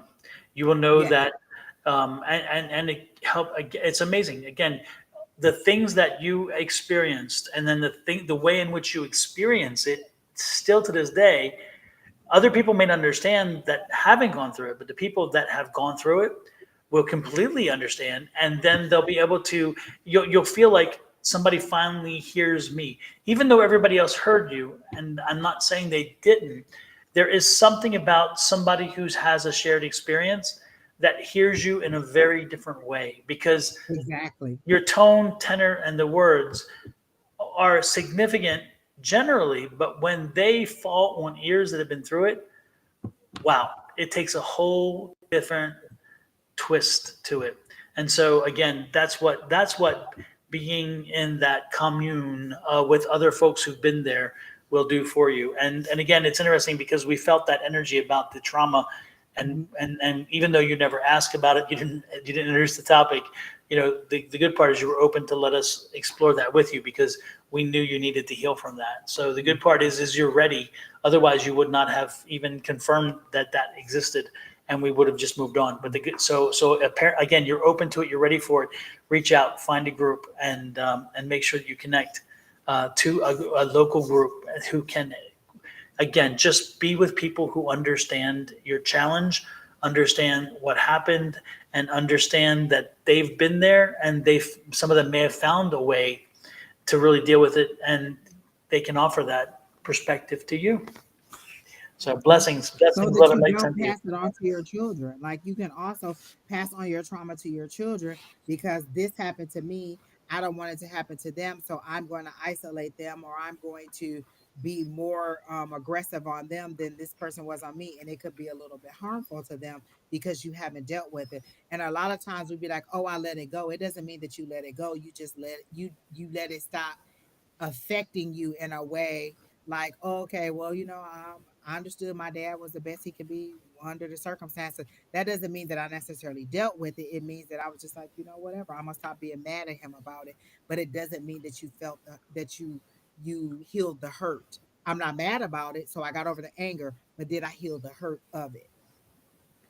So that there's a difference between healing and just kind of getting rid of one emotion and replacing it with another emotion, or having all the emotions and not realize, okay, well, I dropped this one, I still have these two to go.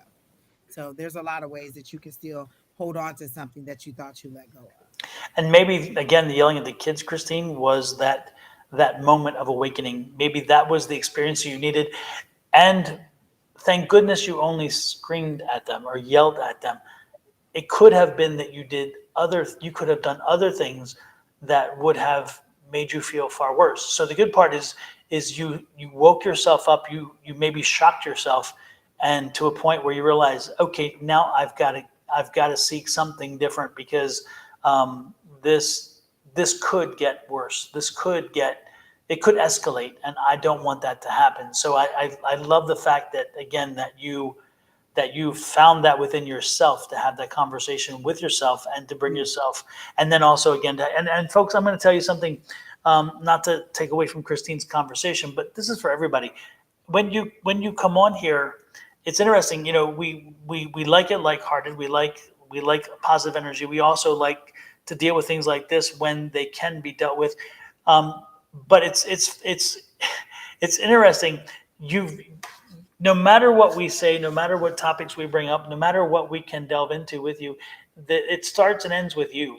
You've got to do the hard work. We can't do the hard work for you. No one can.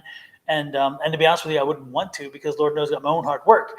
But at the same time, the reality is that when you come here, usually with questions, that tells you to yourself that you must be ready to deal with something. And so take that as a thing. We often get people, though, that come in and they think they're ready, and they'll open up the conversation, and then they withdraw instantly, and then they fight with us. They'll fuss with us because all of a sudden the mirror that they're seeing, because we hold the mirror up to them, and the mirror that they see, they don't like it. And all of a sudden now they're withdrawing, and then we're the bad person. we're the bad guys. It's like, so again, that's why I celebrate Christine in that regard, because again, you knew what you needed to do, which is great. So, and again, it's all that you put into it, you'll get out of it. So make sure that broke you the pattern. You didn't allow the same thing that happened to you to happen to your children. Sometimes it goes on for generations. It So does. hey, give yourself a pat on the back for that. Just for, hey, this didn't continue. Absolutely. I recognize where my growth is and what I need to do. So give yourself credit for the small things. A lot of times we see so much of what we need to do, we don't see what we've already done. So see how you've accomplished so much. Give yourself credit for that, for being a stable mom, for providing a stable place for them, for being a natural resource for them, for recognizing when your anger is a little bit out of hand. So you're doing a great job. That is one thing that your higher power wants you to know. You're doing a great job. Keep moving forward, but also call on your higher power and get the help from, therapists and groups and things like that. And hey, Miss Linda, I haven't seen you in a while. It's good to see you in the chat. I like Linda's pictures she's been sending back, showing her some of her old stomping grounds. It's been quite wonderful. Listen, Miss Linda be living it up. I need to live her life. Just come on, Miss Linda. Exactly. You have support and love here. You're not alone, Christine. As you can see, people are chiming in and offering you. They've been there, and like Bonnie said, we've all been there. We've all been the parent who at one point kind of lost it, and we're like, damn, I felt terrible afterwards. And it was a wake up call. We've all been there, and you know, I've raised 3, and I can tell you It don't come with a manual. It definitely don't come with a manual. It's a crapshoot. Yes, and I got boys and girls, and that itself is even more of a complication. So I can tell you, I totally get it. Listen. So, Lord help the child. Christine, find your way back as often as you need to. We are here. If nothing else, just by listening to us, maybe we'll help you in some regard as well. So always find your way back. Make sure you hit that subscribe button, Christine. So therefore you'll get notices when we go live. So. And it was good to meet you. I don't remember seeing your name, and I was really drawn to your energy. So I'm glad that we were able to help you. Exactly. Christine, while you're here, I'm going to post the QR codes for each of the other readers that are part of our little collective. And they're going to pop up right here on where my hand is on the screen. And you should probably click on them QR code wise and then go over to their page and subscribe while you're here. Because again, all of them work in the same kind of way that we do, and are great readers and are great people to help you walk through these things. So no matter what day it is, there's somebody in our collective who is online. So the good part is if you follow all of us, you'll get notices when we are live. So as you have Angie's already. On Facebook, we funny people. We are funny on Facebook. Yeah, on Sunday it's crazy. I'm funny. No, just exactly. If you follow us on Facebook, like we do post a lot of good things too on our Facebook pages. Like YouTube, you'll get a lot of our videos. But on Facebook, you might get a lot of just inspirational quotes for the day. You might see somebody who else is in our community who's just encouraging people. And so we do post a lot of resources and links to affirmations, to videos, to seminars, to things that we think will help you. We try to help you in every way that we can, you know. Exactly. Like we know that this few minutes that we give you on here is just the tip of the iceberg, and it may just pique your interest, and it may be that extra thought that you didn't think of. But it's also, we're still trying to get you to move to that higher elevation. We're trying to get you out of the dumps into that next level of elevation, and in that one-on-one relationship with your higher power. And this is Christine. This is my YouTube channel. And then the one before that one was Shawna's. Shawna and I come on Thursday mornings. And then again, just take your phone out and then, or hit the button, whichever way. And then this is Bonnie. Bonnie is with Julie. They go on Wednesdays. The funniest bunch of crazy people you'll ever meet, and she is not lying, and not one word that she said. The funniest bunch of crazy people you'll ever meet. And she gives a love reading like you would never, ever hear before. Exactly. And then this is Julie. Julie's on Tuesdays, Wednesdays, and Fridays. And then Shawna, who was back between Angie and I on the go through, she is on Mondays at tea time, and then she is also with me on. And it is so inspirational. Tea time is so inspirational. Even if you just go and look at her, like last week, she gives you the energy for the week so you can be mentally prepared. People don't understand when you say mentally prepared. I need to prepare myself for the week. She gives you that Monday insight on how you should proceed through the week. And she always has an educational component before she gets rolling. So you learn something every time, which is wonderful. And so this is Shawna's. So there's some folks again there's some opportunities for you to watch other folks and gain from them as well. So you never, no matter which day, if you feel you're alone or whatever, look online. You're going to find somebody. And maybe that'll help you. And we're growing. We're steadily growing. Exactly.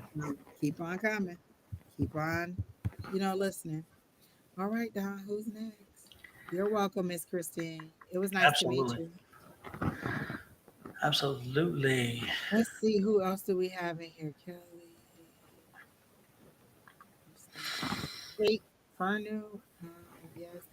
Listening always brings me a lesson. I love hanging out with you. Is it Kat? Oh, this one? I've never heard that name before either. Oh, okay. Kat, are you still here? Cat Furno, is that what it is? Furno. Cat, are you here? Cat, kitty cat. Hey, Brenda Costner, nice to see you in as well. Oh my gosh, I haven't seen you in a long time. It's been a while, yeah. Brenda, did you just get a haircut? Because they showed me like a different look on you. Like I've never. Stay there. Maybe we'll get you in a minute, but I feel like you just changed your look or your hair or something about your appearance. They showed me a haircut. But Kat is here, so let's do her. She said Catch for new. Oh, Pronouncing it for new. all right, I like it. Hello. You know how some people phonetically tell you how to do their name and you still don't get it? I'll be like, I still don't get it. I'm one of those people that do that. I feel terrible because I'm like, no matter how I try, I can't still get it. We're gonna call you Reggie. Oh my God. Okay, so let's see what's going on for Kat. Are you a very holiday specific person? I'm trying to make sure this isn't me just seeing the word cat and thinking Halloween, but I feel like you're a very festive person and you like the rest of the holidays are coming up are big celebration times for you.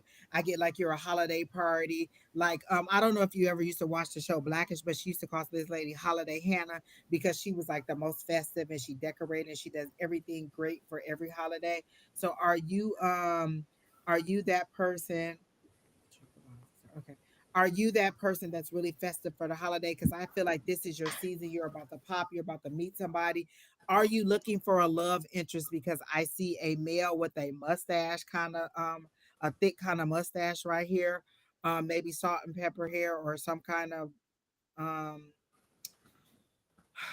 short look kind of haircut, are older, not very old gentleman, still virile gentleman, but I do see a love interest coming up. So if you're currently in a relationship, maybe you're going to rekindle that, but I see a male and I see holidays and I see you getting out and having fun and just kind of meeting new people and celebrating like maybe office parties, friends invite you to this and they're saying say yes, don't say no to these little things. Even if you stop by for 10 minutes, stop by, say hello, blah blah blah, and then be out. Not looking, just out of a bad relationship.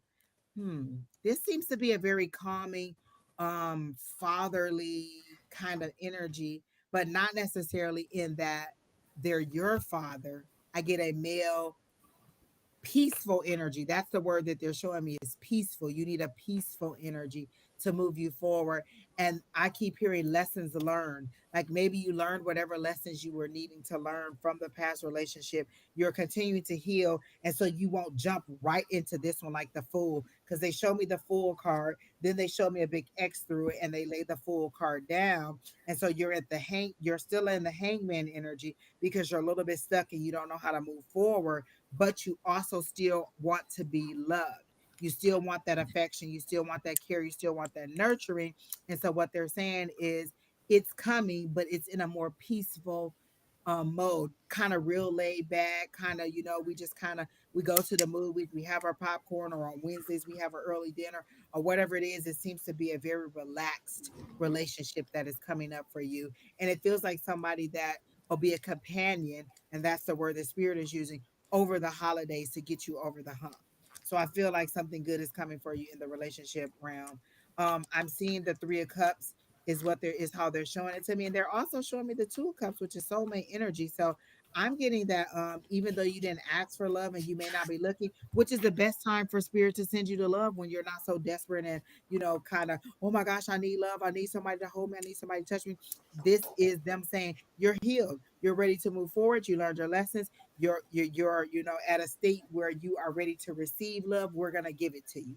A lot of people think like, oh, I need a long time in between. You may not necessarily, if you got the lessons the way that you were supposed to. So think about what lessons you got from that last relationship, and then as you go into your other one, be mindful of turning red flags pink. Like, oh, I knew that was a red flag, I didn't like it, but I kind of diminished it and made it pink, so it kind of looked like it was really something good for me when it wasn't.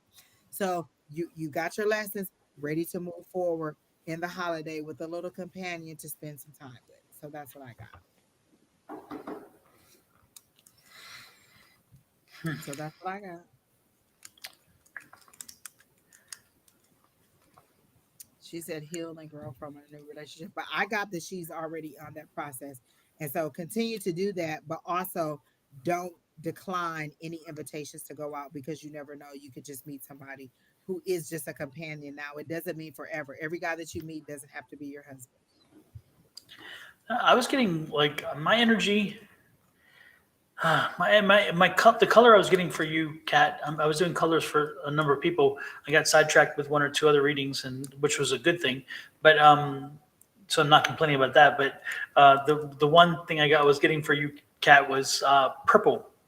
And I was like, okay, why purple? Why purple? And I'm like, you need to treat yourself like a princess. You need to treat yourself like royalty. You really need to give yourself that extra little bit of encouragement, personal encouragement, and treat yourself, because you're too busy treating everybody else. So it's time for you to put yourself in line to be treated well as well. And so that's kind of the energy I got for you is, again, be the purple, give yourself that queen for a day kind of thing. Be that princess. Okay. That's kind of what I'm getting. So take advantage of that. Don't let this time pass without having done that, whatever that might mean. If it's a day of just getting away, then get away and make sure that you turn the phone off and you just disappear. And if you need to go to a movie or go to a wherever, do whatever you want to do, but make sure you do it unencumbered and untethered. So therefore you can actually just be you for a day and not have to worry about anyone or anything. I think you need that. That's what I'm getting. And if you need to know how to be a princess, listen. Just go on my page. I think I'm a princess all the time. Definitely working on treating myself better. Listen. Just going to get you that new apple maki apple whatever that they have at Starbucks is treating yourself. So just go and do that. And did you say it was like an apple spice frosty or something? Uh, p- uh, I went. oh my God, pumpkin spice frosty at Wendy's, but then also Starbucks has a new apple crisp oat milk macchiato warm something something. I heard it was good and it tastes like they said it tastes like warm apples and cinnamon. So I definitely have to try that. Exactly, Miss Linda. It's little things. You don't have to go out and buy yourself a whole new wardrobe. Just little things that make you happy. Like going to get my nails done are things that make me happy. And so I go and get them done. I budget for them. Or just going to get a little bit of treat every now and then. Or, going to buy a dress or some new shoes or whatever. Just something small that makes you happy that you don't have to boast about and that you can enjoy. It's delicious way. Y'all don't have that? Wait, which one y'all don't have? Y'all don't have the pumpkin spice frosty or y'all don't have the apple thing from Starbucks? Because I do plan on having that with their pumpkin bread because Starbucks got some good pumpkin bread and they warm it up for you. We went someplace the other day, and I didn't order it, but somebody else in the car ordered the banana bread, not from Starbucks. They're used to Starbucks banana bread, and they went someplace else, and they're like, "Ooh, I can't even eat it." They had to, they're like, because they were so Listen, used to the good. Starbucks warms your oh my god. Yep, and that's what they said. They're like, "No, this is not. Take me to. This is not Starbucks. This is some." Yeah, it was. Exactly. Yeah. Yeah, apple crisp from Starbucks. Yes. Even the lady in the store, she was like, it's so good. See, now I need to go get me apple crisp Yeah. in the morning on my way home. And some pumpkin spice bread. Or maybe banana bread too. Oh, that sounds good. Country Rose, I was just gonna say, where you at? I saw her name in there and I had never seen it before. Country Rose 1993. I graduated in 94. Don't tell nobody. Shall we do Country Rose then? Yes. Exactly, Country Rose. Let me see what I hear loud music and like a howling in the background, like you ready to party, you ready to get out, like literally country thunder or something, like you're ready to celebrate, you're ready to kind of kick your heels up, have a girls' day or just a wild night out. You've been really very like, did you just finish an educational program or a degree or something that you've kept yourself very focused on where you just completed something? And this now you're ready to kind of let your hair down and just kind of celebrate a little bit. And I'm hearing go for it. Allow yourself to have that little I'm new and I'm watching from is that New Zealand? Is that what NZ is? New Zealand? Is that where you are, Country Rose? But I'm feeling like you really need to get out and celebrate a little bit because you've been very focused, you've been very locked down, and you've been very forward thinking, like I got to get this done. Once I get this done, then I can move forward. But you've really kind of locked yourself in. And they're saying get out and have that good time, have that party, have that great thing. I do see, I heard the money's coming. You've planted your seeds, and they literally show me you putting little seeds in the ground, very, very particular. You're a very precise person, or you're a perfectionist type person. I put this one in there, I put this one in there, I put this one in there. Like they showed me that you're very precise in how you put your seeds in the ground, how you put your dirt over to cover up the seeds, and how you do your water. So you're a perfectionist, and you're very detail oriented, and all of that is going to pay off. Like your like harvest moon. That's what I was going to say about harvest moon. To me, that feels like you're reaping something. You're about to bring in your harvest after you've set all these things out. And so I feel like everything that you've planted is coming. And then like I see a big heart, like my heart area is expanding, kind of like the Grinch when his heart just got bigger and bigger and bigger. You give a lot. You're a very caring person. And all of that is coming back to you so powerfully that your eyes are just kind of bucked open, and you're like, I don't even know what to do. Like, I don't even know how to celebrate all this stuff that I'm receiving. And then you're questioning, do I deserve this? Is this what I'm supposed to happen? Yes, your higher power wants you to know yes. And your 2024, they're showing it to me, is bigger, because they're showing me a 2024 and it's big like this, and your 2023 is like this. Your 2024 is going to be bigger than your 2023. This is how they're showing it to me. So if you thought your 2023 was just okay or pretty good, your 2024 is going to exceed that financially and in abundance of receiving gifts, is how they're trying to show it to me, in receiving gifts. So that's what I got for you. And she said yes, she is from New Zealand. The one thing that I was getting from you, Country Rose, is I feel there is a potential for conflict with a sibling. It's like a sister energy. Uh-oh. Um, and I don't know if it's even a real conflict, or whether this is. I just feel like it's such a contrived thing, and it's really not that. It's not a big thing, but it blows into something big. So if you're planning on spending time around family over the next few weeks, or if you're communicating with family, make sure that you don't leave anything to chance. Make sure you don't leave any questions unanswered. Make sure you're clear with what you say, and that you do not do anything to instigate or would lead somebody to want to create an argument. Because I get a lot of chaotic and negative energy around you and family over the next like month. And it's just and it's not as though you're looking for something to happen, but it just kind of, you walk into it unintentionally. So again, when somebody's already predisposed to finding trouble, and then you unsuspectingly and unwittingly do something, it's you can't be blamed for it. But at the same time, I'm giving you the heads up that be very cautious around family and around conversations with family and around things you say and how you say them, because again, this is a very sensitive feeling of energy around that situation, and it could easily go crazy in a quick way. And that's not the energy that I'm getting from you. You're not that person to do that. So Maybe be that's careful. why they were showing her heart. Like she wears her heart on her sleeve and she Mhm. gives a little bit too much. And so to be mindful of that too. But I get an overall good energy. Like she's really like a very caring, nice Oh person. yeah. Yeah, so I do get that for her too. Yep. I like you, Country Rose. Absolutely. So thanks for coming in, Country Rose. Absolutely. Don't forget to like, share, and subscribe, and follow, folks. Please hit those like, share, subscribe, and follow buttons. And if you're on my side and you have not yet popped over to Angie's side to follow her and subscribe, please do so. And if you're on hers, pop over and do mine, because we do not always go on live together. So And Don if will you're be on there, back in the morning with Miss Shawna. yep. And And it's a you will be here different Sunday, energy. Sunday, Sunday, Sunday, Sunday. Listen, Sunday. let me tell you, me and Alicia are planning a Friday after dark.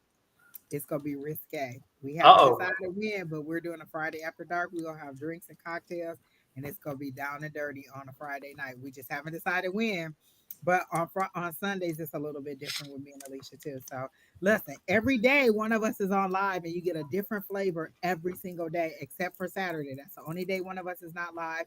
You get some early morning, you get some midday, you get some late in the evening. So subscribe to everybody because we're on a lot. One of us is on a lot. Exactly. Calling on angels. Yes, she said she's in for that. Listen, down and dirty. Me and Alicia planning it now. We gonna get it together, y'all. We gonna get it together. Exactly. Country Rose, I hear something about a new job too. Are you trying to get a new job, or I heard it's calling you, like somebody maybe have offered it to you. You were like, no, I don't really want that kind of responsibility. So they're calling you again. I feel like they're gonna call you again. So a new job is coming for you. I hear it calling you. And what is this to do with horses? There's something about horses that they're showing me. Are you really good with animals, or do you do something with horses, or do you connect to them in some way? Because they want you to deepen that. Do you communicate with horses in some way?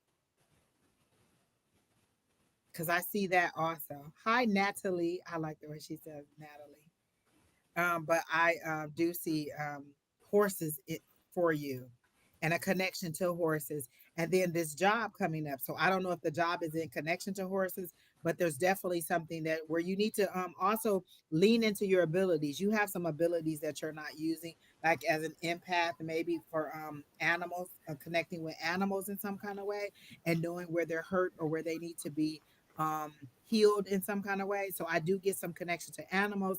I do get that you need to lean into your abilities a little bit more and develop them. Again, Tuesdays, we have a class, 6 p.m. Pacific Standard Time, that you can join. It's a link that Don provides every Tuesday. For Zoom, it's a private class, it's free, and we just kind of lean into our abilities. So you might want to email Don at Sonoran Mystic Tarot, and then he'll add you to the list and then come to the class and then help lean into your abilities. But I do get something about horses, and I do get something about your ability. Oh, yes, I work with animals. Oh, okay, yeah. And so there's a new job that is coming. I feel like that is connected to that animals or something. Like I feel like it's been offered to you before and you said no, it's coming back around again.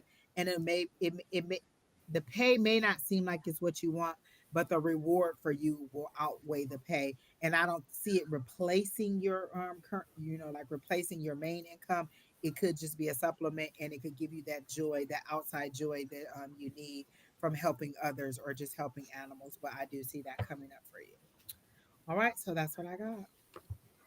And then there was Alrighty another then. that I hadn't seen in here, Don. It was Charlotte Mampsey. Mampsey. I have never seen that name before. And she asked for a career, so I want to do that. She's under Country Rose where it says I'm a country girl. Okay.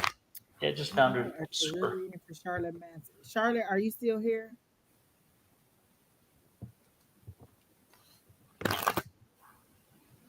She says, Don. Miss Linda said, Don, your psychic abilities never cease to amaze me. None of us. Never cease to amaze none of us. Go ahead and give us some Powerball, Don. So we can all be super. I appreciate that, Ms. Lynn. Thank you so much. Miss Linda, I miss having you in the comments. You usually be telling us what you eat today or what you cook today or what you been doing, Miss Linda. Dang. And she keeps us in line. I like that. It's like we kind of missed keeping. Exactly. We need And somebody to she's keep us so in line. encouraging and so like she says stuff to people like she'll whip you into shape when you need to be whipped, but she'll also, encourage you and nurture you in the comments. Like I miss you in the comments. All right, so let's see. She's in Buffalo. Oh, it's probably cold here. Mm-mm. Oh, you're seeing the baby? Are you seeing the little baby now, Miss Linda? Oh, just all the snuggles with the baby. Okay, career reading. Charlotte, are you still here before we get done? Because if you're not, then we're going to skip and go to Lolita.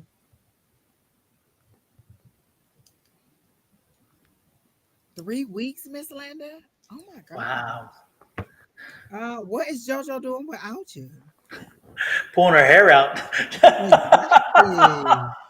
JoJo's like, oh my God, Mom, please come home. Lord have mercy. JoJo's Oh, going on Don, is vacation Miss next. Linda coming to next month? Yeah. Yeah, she's coming. Oh my gosh. I Last already I bought heard. my ticket, already booked my room. I'm ready. I'm ready. I am so ready to go. All I need to do is just get on the plane. Exactly. She Okay. says going crazy. Yeah, I bet JoJo's like, oh my God. Mom, please come home. Okay, Miss Charlotte is not answering, so I guess we can go down to Lolita. All right. Wasn't it a movie called Lolita or something? Uh huh. Okay. Hi, Miss Lolita. Are you still here? She said finances. Listen, you saying all the words I want to hear. Exactly. Me too, Miss Linda. I can't wait to see you. Listen, all I'm saying. And bring your hunger because the food is going to be redunculous. You're going to enjoy God, it. I'm gonna have me so much. Listen, I want some gumbo, and when I get on the plane, I'm gonna have me some gumbo. Just go. I don't know why, but I want to have some like authentic, and I don't know where to go, but I'm sure you know where to go, so I'll be going. Absolutely, absolutely. And make sure that and if you, yeah. Turtle soup. Go to Muriel's for turtle soup. It's absolutely phenomenal. Oh, The shrimp and grits. Again, Muriel's has some of the best shrimp and yes, shrimp and grits. grits. Oh my Oh, gosh, it so is so good. good. Oh my gosh, you'll get lost in it. You'll swim in it. You want to swim in it. It's that damn good. Listen, my first day, I'm just gonna eat. Just that first morning, because I get there like 5 a.m. I'm just gonna eat. And then the next day, that Saturday, eat some more. Just eat. I Look, hear you. Miss Linda says she bringing her stretchy pants. Hmm. Exactly. All right. Miss Lolita said she wants something on her finances.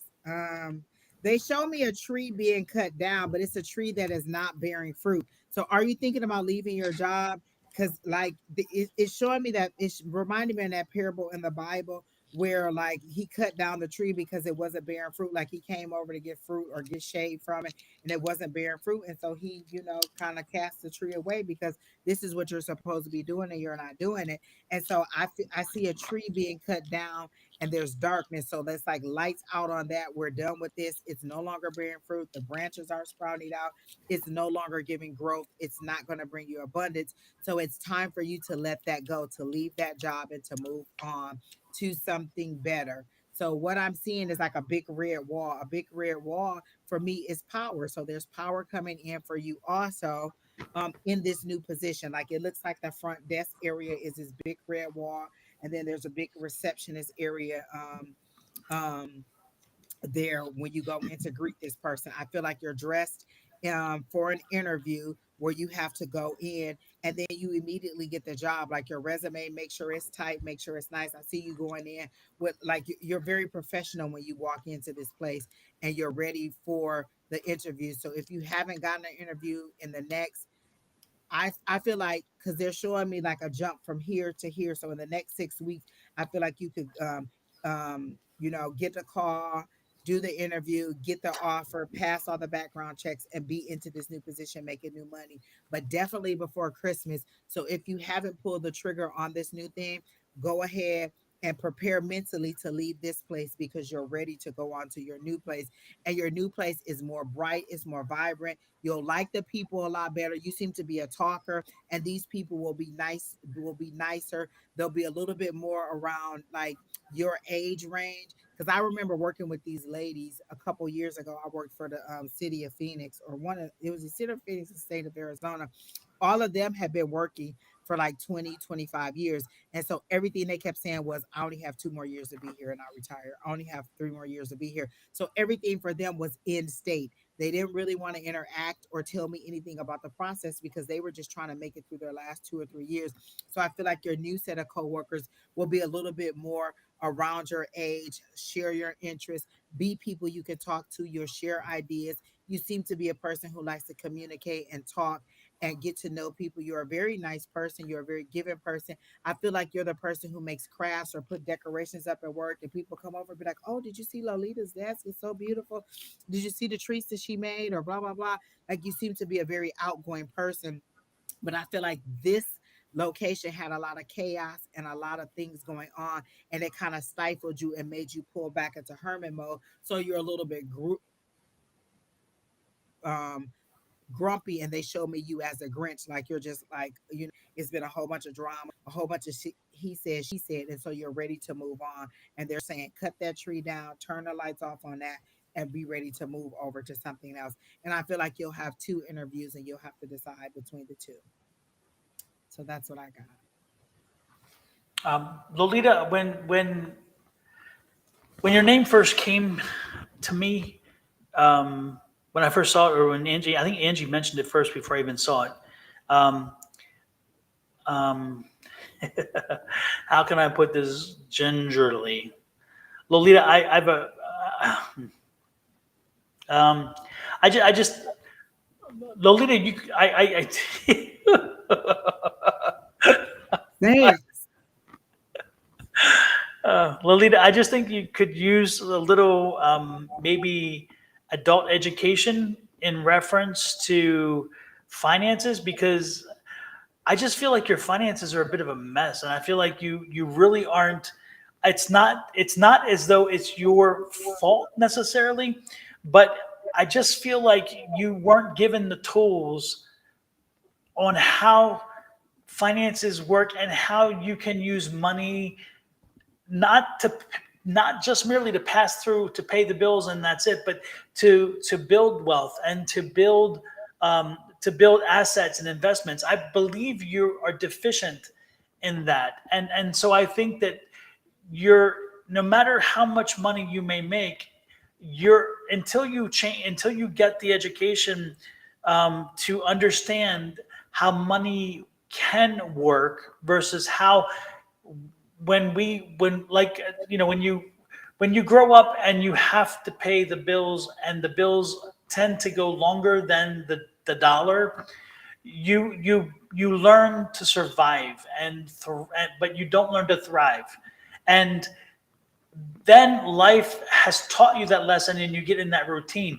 I'm asking you to step out of that routine. I'm asking you to look for adult education courses in your area, maybe even a college course that is very low income because it's community college or something, so it doesn't cost much, whatever.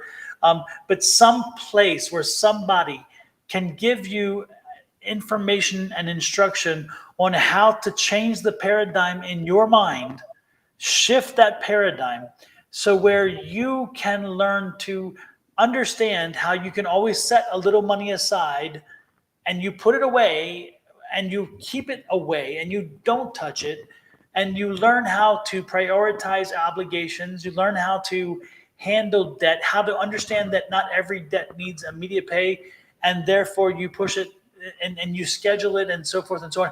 There's a whole understanding of that, and I feel that you're missing that, and it comes from not having had that in your life in the past, where somebody taught you that or could give you and show you how that works. And that's the key to your success and breaking out of the loop that you're in, because you're in this vicious cycle. And until you get the education and understanding of how you can parlay your money into more versus parlaying it only into keeping up, then you will not break your cycle. So please do me a favor and look for an adult education program on how to handle your finances and how to understand that money has many different ways in which it can function. And it doesn't only have to be putting band-aids on problems. It can be putting a little away, having a little investment, having this, even when you're barely making it, if you still put a little away at a time and you get into that habit, it's amazing what that will do. I come from very modest means, and I stress that it's modest. And you know what? We never knew we were not of wealth. We never knew, because everybody in the neighborhood was all poor. We all had the same amount of money. So we were blessed. But I never had someone in my life teach me, and while I was growing up, about how to handle money and finances. And I had to learn that through other means. And that's where I feel you can be. And if you, let me make this point clear to you. Where you are and where you came from is not a determinant on where you will be. Where you are is a point in time. Where you came from is a reflection on where you got your values and whatever. Where you are going to be is based on you and you alone, on how you are going to make the changes now to change your trajectory. If I were to look back on my past and say I could not go wherever because of that, I can tell you my life would not be the same that it is now. And I think it's fair to say, yeah, I think Angie can back you up. I am not from the inner streets of Baltimore anymore. I am from there always, but I don't live that life anymore. I could have wound up in the cycle where I never got out of that, but I learned how to pull my bootstraps to that make the connections and the networking necessary to put myself on a path to get beyond that. Am I better than those folks? Hell no. I am still those folks. I was born in me, and I will still Baltimore you if I have to. But I have blessed that I had the opportunity to understand how to look at money in a different way, and how to understand how to prioritize financing and finances, and ultimately grow beyond that. And I know you can do it too. You needed to hear what I'm telling you today. You came here specifically for a reason. That's why you're here. You were brought here to hear this message. Your life changes today. First of all, because you say, this is no more. Today is the last day. First, you will say this affirmation on a daily basis every morning. I believe in infinite abundance. My wants and needs are always met. Repeat it every day, the same time every morning. Say it like you mean it. Mean it when you say it. That affirmation will carry you into a whole different stratosphere as you say it continuously. I believe in infinite abundance. My wants and needs are always met. After you're doing that affirmation, you're finding courses, you're finding some people in your community who can help you understand finances, who can help you understand how to use money in a different way, how to have a relationship with money in a different way, because the relationship you have now is not something that's conducive to growth. It's conducive to just getting by. And that's no longer acceptable. And you're saying today, I'm no longer accepting that. My future is on a trajectory of wealth and an easier life. And that's what's going to happen. You have to think it into existence. You have to believe it into existence. You have to say it into existence. And ultimately, it will become into existence. But if you don't, if it doesn't start here, it's not going to change. You also have to find people who are of that mindset. Like another one of the great things I've learned from being around Don is how to run things through your business, how to run expenses through your business, how to lessen your, tax liability and things like that. That was something I never even thought of. A business, what would I do with a business?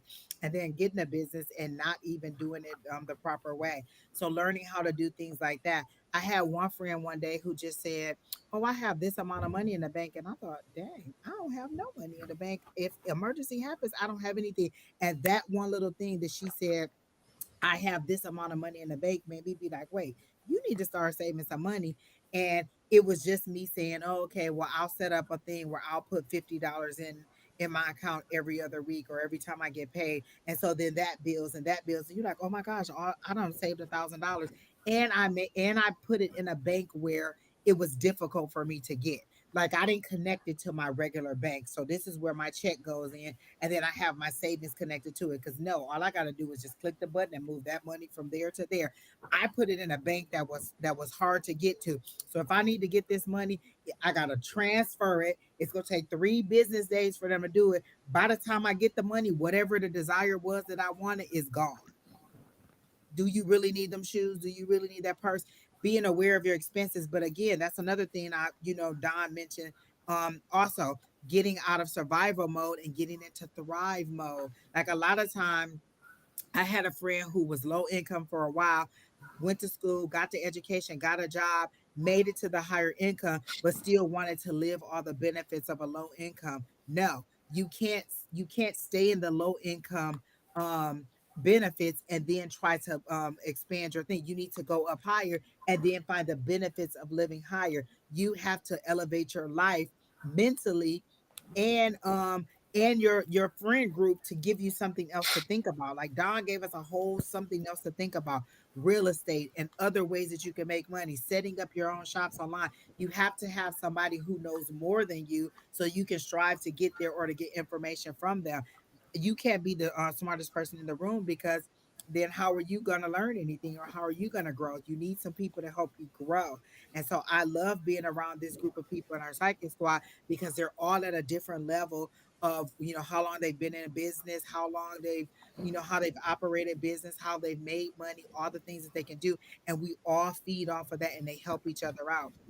Like maybe it's selling goods, or maybe it's doing some kind of class or teaching or whatever, but you learn different ways to make money. And so I'm trying to get out of that grinding mode where all my money comes from the sweat of my brow. Like I have to work for every penny, and learning how to make money for me. Like now I go into my account and I'll see interest, and I'll be like, wait, I never had interest on my money that I had in my savings. So that's something different, watching your money grow for you. And even if it's just a little bit, it's something that you've never seen before. So it's that mindset change. All of it is a change in mindset.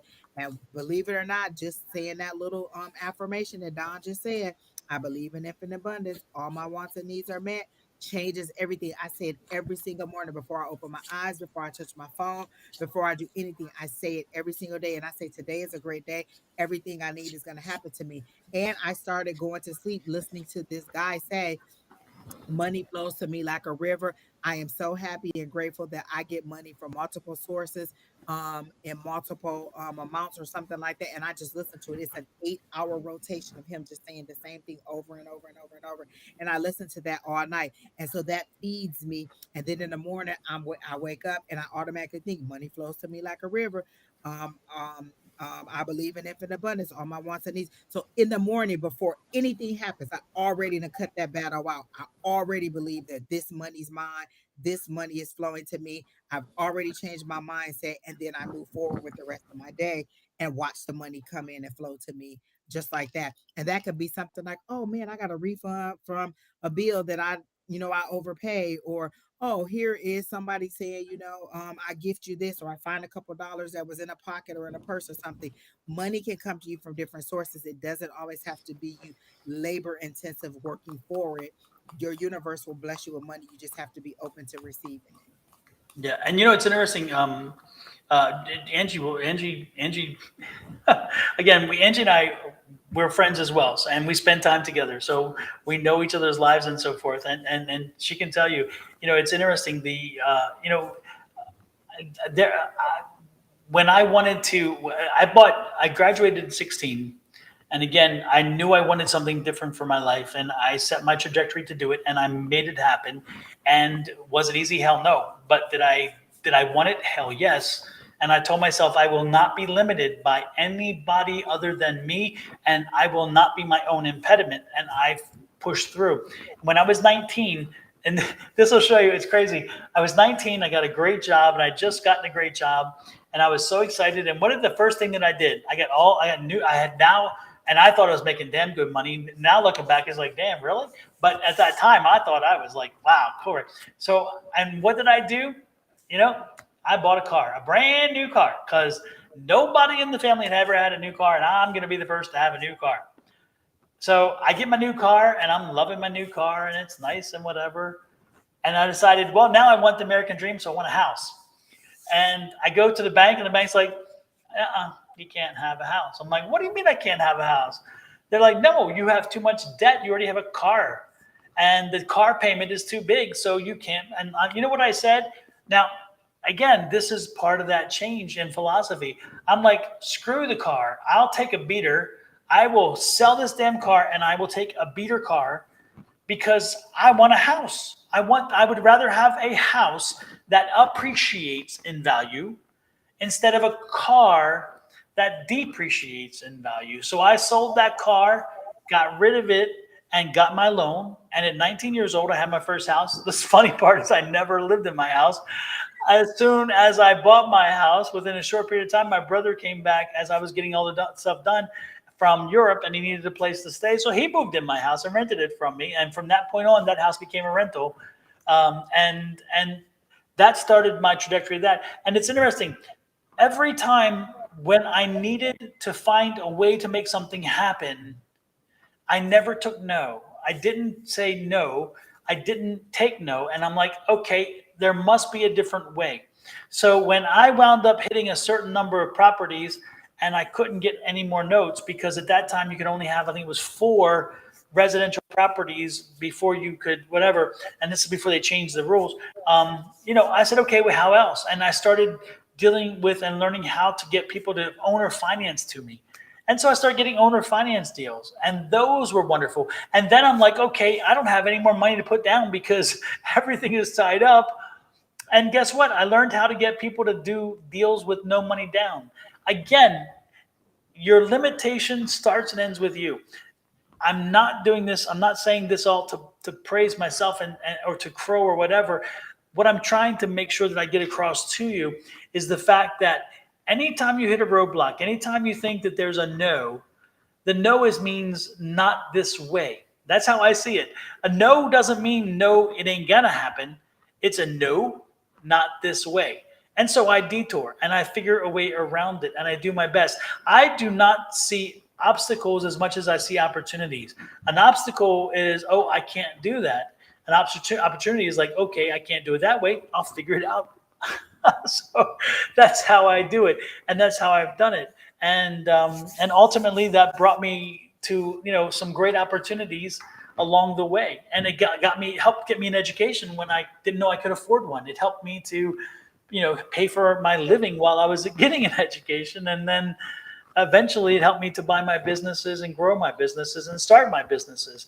And I do say businesses plural because there have been many, as most people here that watch this know. So again, Lolita, remember that it all begins and ends with you. If you set your mind to it and you from now on say, I'm no longer this, I will not accept this, I'm there. Put it into an affirmation, say it daily, and set your direction, and you'll be surprised what you can do. I've lived it, so I believe it because I've lived it, and I can't give you more than that. Exactly. It's that mindset. You have to change it here before you can change it anywhere else and know that it'll stick and it'll work. And it's just little things, so many little things that'll add up over time. And you'll be like, wow, I am totally different than I was. And even with the car thing, Don, like how we all want that brand new car. We've never had a new car. And then you'd be like, well, shoot, as soon as I drove it off the lot, it depreciated. It ain't even worth what it was. And I'm paying this high interest rate. I could have got a used version of this car and probably the same where I'm at now. Yep. So, yeah. Yep. Again, just make sure that you just have the confidence that you can do this and you can find the way to make more happen for you to the point where all of a sudden it finds you. That's the cool part about it. It's amazing, Angie, is that when you finally get the breakthrough where the universe realizes, damn, you are determined. So, and then the universe starts bringing you opportunity. It brings you deals. It brings you stuff. And then you're like, damn, finally that opportunity, I don't have to make it so much anymore because it's now coming to me. That's because you've proven to the universe, you've proven to spirit that you are open, ready, and willing to take it on. And they then say, you know what, we're going to do it. We're going to help you in that regard. And they bring it to you. So again, it takes a while to change the universe, to make sure you bend its arc around you. But once it does, life changes eternally. And I do believe it. I believe it because I live it. I'll put it that way. Exactly. Yep. So exactly. There you go. Well, good luck, I'm not Miss preaching Lolita. anymore. Come back Okay. and tell us how you make changes. Come back and tell us about the job because I feel like it's going to come. But I feel like you really needed this speech in order for you to be prepared. Like, okay, I'm about to make more money. I need to be prepared and mentally do different things with my money and make better choices with the money that I'm going to make. And one of the things you said it was that I never made enough. Stop saying that. Just start saying money flows to me like a river. Like every time I think about all the stuff I got to pay for my son for senior year, I don't even worry about it. I don't even be like, Lord, can I have it? I'll be like, money flows to me like a river. I just say it over and over and over again. And I say our affirmation over and over again. I believe in infinite abundance and all my wants and needs are met. I don't even think about it anymore. I just be like, look, the money coming. Thank you, Lord. And then sometimes I'll even say thank you to my higher power. Like, thank you, universe. Thank you, God. Thank you, whoever your higher power is before it even happens, because I have to have the mindset that is already coming to me. I can't be in that lack. A lot of times we're like, oh, please give it to me. Oh Lord, I really need this, blah, blah, blah. And this is like, oh, it's already coming. Money flows to me like a river. Thank you for paying that off. Thank you for this. And just be done with it. So again, that mindset change. But good luck. And the other thing that Oh, Angie, I and like that. the other thing you say all the time, Angie, is let go of the things that No longer don't serve serve you. you. No longer serve Exactly. you. Yeah. Oh, it's the full moon. Exactly. Listen, I release all the things and I release all that no longer serves me. You don't even have to know what that is. That could be a mindset, that could be a thought process, that could be an anger, that could be a person, that could be a place, that could be a thing, that could be anything. I release all that no longer serves me and just let the universe take it away. And whatever emotions that are tied to it, you feel like you just a little bit off, like, dang, I'm real emotional today, or I'm real angry today, or I'm real whatever. Acknowledge it like, oh, okay, this is whatever it is leaving me. I thank you, universe, for taking this away and let it go, and then move on with the rest of your day. But you have to realize that as it pulls those things out, there's gonna be a little bit of emotional tie to it. Let it go. It's the full moon. Let's get that full moon ritual video Don got up there. That Don has a link on his site for a full moon ritual. Do that ritual, and I'm telling you, things gonna start to fall off, and people gonna start to disappear. You'll be like, "Dang, I ain't heard from such and such in a long time," because such and such needed to go. That was one of the things that you didn't know needed to go, but your higher power knew that you needed to go. I release all that no longer serves you. The universe is already working on removing these things. It's just you being open and saying, "Hey, go ahead, take them. I ain't holding on to none of this. You can take all that." I release these fat cells every single week. And what they say this week, Angie, you look thin because I've been releasing them fat cells, people, every week. Every full Exactly. moon, I release them and they go like Yep. magic. And make sure you take that salt and put it across your threshold of every door you enter in your house. Get rid of the negative energy and keep the negative energy out. And I did secondly, it make the other sure that day. you I do literally that did it. cinnamon, My people ground said, cinnamon. go out there and do it now. Yep, I did it. Yep. Yep. Do the ground cinnamon for the abundance. Make sure you put it on your hand. You speak what you want to bring into you and then blow it into the front door. Make sure that you do these things. Again, make it happen. It starts with you. That's the key. Listen, stick with us, Lolita. We give you all kinds of tips and tools on how to make money, how to bring positive energy in, how to get rid of negative energy. Every week, somebody saying something, teaching you something, showing you how to do something, or reminding you, oh, it's the first of the month. Do your cinnamon. Up, put the salt outside the door. Up, do this, do that. It's a full moon. It's a new moon. It's this, it's that. Stick with us, Miss Lolita. You'll get it. I'm telling you. Absolutely. Absolutely. Absolutely. Well, Angie, let's do one more, and then we can get. And then we're going to get out of here. So, Exactly. who is the last one that is being called? Been calling you the most? I don't know. I was so into Lolita, I wasn't paying no attention. When you blow in, Natalie, when you blow in through the front door, the main door of entrance. Make sure you open the door and then blow the cinnamon in through there. Let it land. Let it, and then let it sit for like a day, if nothing else, and then clean up the next day. Absolutely. Oh, it was Brenda, Miss Brenda Costner. Remember, I told her to hold Oh, on that's because I right. saw her with a Yep. new About the haircut. hair. Okay, Miss Brenda. I see you changing your look, like becoming a whole new person. Like immediately when I saw your name, I saw like a different cut, a whole different look that you haven't sported before. And so it changes the way that people see you. It kind of gives you a little bit of vibrance. And then I see you changing, like, maybe putting a little bit of different color gloss on your lips, or just kind of changing the way your appearance looks. And then people notice you in different ways. Not to say that you're not noticeable now, but sometimes the way we look helps us with the way that the energy that we portray out into the world. Like a lot of times people be like, oh, my hair ain't done. And so they're kind of trying to hide and not let people see them. And just a little bitty change like that can help you. Like it could like take years off. Like sometimes people get a haircut, they be like, oh my gosh, you look so young.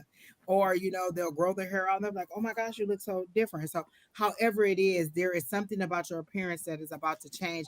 And if it's not you physically making the change, it's the way that people perceive you is about to change. Um, are you a Capricorn moon? Because they're that's my moon, but they're showing me something about the moon and a connection to the moon regarding your appearance and the way that people perceive you. Like maybe they think that you're a mystery now and they don't know a lot about you, but you're very intuitive, so you kind of read the room and you read how people are, and you know right away. I don't want to deal too much with this people. This person's okay. I'm going to stand my difference. You seem to be a person that's very intuitive, and you know right off the bat, after a couple of sentences or a couple, just kind of get into their energy. This is not a person that I want to have a long interaction with. So I'm going to have very short interaction with this person, or only necessary interactions with this person. And that folds over into your work, your personal, and your family life. But again, the way that people perceive you is about to change, even if you don't change anything physically about yourself. And it's going to be for your benefit, like you're blossoming. Like they show you as a sunflower, and then they show me two eyes on the sunflower, like you're going to blossom and you're going to face the sun. So if you're facing the sun as a sunflower, then that means that, all that light is going to shine on you. And for me, that's success, that's freedom, that's achievement, that's you getting all the things that you need or that you've been wanting. Freedom is the big word that they keep showing me over and over and over again. Freedom, freedom, freedom, and success. Success for you isn't the same way it is for everybody else. It's not necessarily monetary. It may be an abundance of things, but not necessarily monetary, a dollar amount to it, because you like the experience of things too, but you also ain't gonna turn down a dollar either. So I do see good things coming for you in the next couple weeks, because I was gonna say to the end of the year, and they clear, and my guys changed it and said couple weeks. So the next couple weeks, a lot of goodness is coming. Then they show me orange juice being poured into a glass. So are you going to oranges? For me would be Florida. Are you going to Florida? And then that would be orange juice. So they show me orange juice being poured into the glass. Would that be you going to Florida or visit somebody in Florida or somewhere in the Southwest, somewhere down there, in that area? So that's what I got for you. Hey, Miss Wendy. I need to go to Tina's class just to say hi to Miss Wendy. I went Monday night, by the way. Somebody wasn't there, Miss but Wendy Wendy was there. was. Oh, I wasn't there. I know. I said I was gonna go.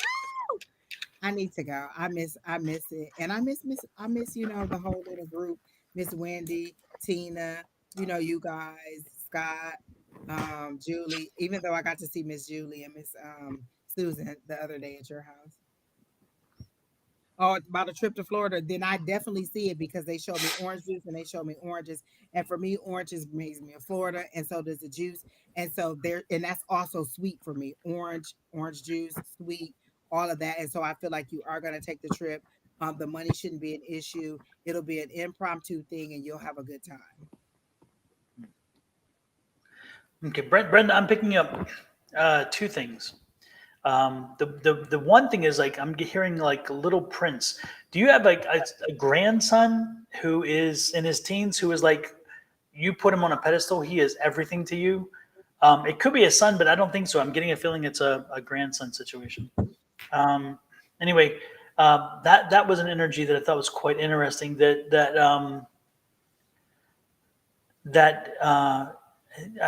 interesting.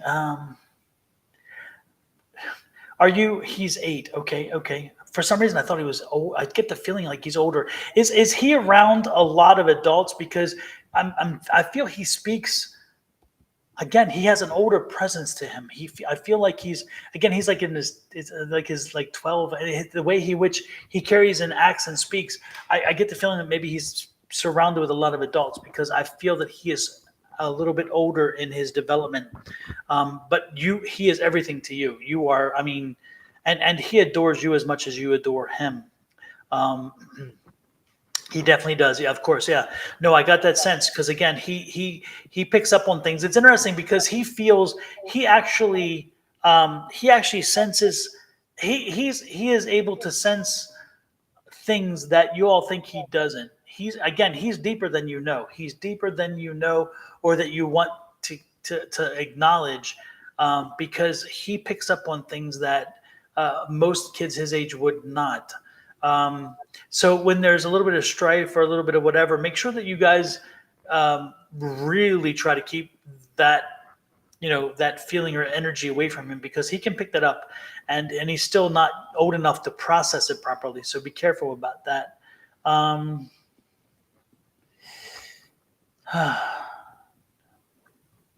And his father, is the father not in his life, but the mother is? Because I'm getting the feeling like one of the parents isn't, but I'm getting the father isn't, but the mother is. The mother's related to you, right? You're the it's your daughter's son is the energy I'm picking up. Does that resonate with you? Can you own that? because I'm feeling like it's your daughter, you, and then the daughter, and then him. So is the daughter single and the father isn't so much involved, or is it just that I don't know? That's what I'm getting there.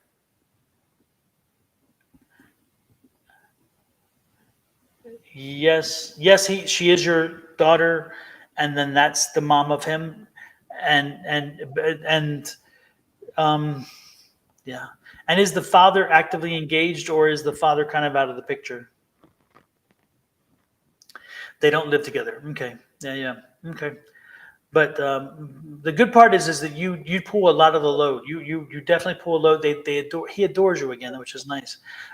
What is it about your ponytail? Because he's showing me a braided ponytail. Does when he was a kid, did he pull on your braided ponytail? Because I'm getting this braided. I'm getting the braided ponytail. He's a great dad. Oh, okay. Because for some reason I was getting a feeling like he was disconnected. So I'm wrong then for some reason. I was feeling like he's not as actively involved. So, but how about the ponytail? Again, it's not a ponytail; it's more of a braided ponytail, I guess. Did he used to pull on a? Did you have a braided ponytail when he was young, and did he pull on that? Because I'm seeing this braided ponytail, um, and I have a very long braid. Okay, but as a kid, did he? Because again, I'm seeing him kind of pull on that ponytail or that braid. It's interesting. Um, Pay him, I don't know how much you've spent time with him recently, but I'm really being drawn to his energy. So I'm guessing that the reason why is that he needs a little more attention right now. Something's happening with him, and something is going on where he really needs a strong. He just needs. I don't think he needs to talk. I don't think he needs to have conversation. I think he just needs to be around people and know that they are there. So if you could spend a little more than usual time with him. I guess the proper English is spend a little more time with him than usual.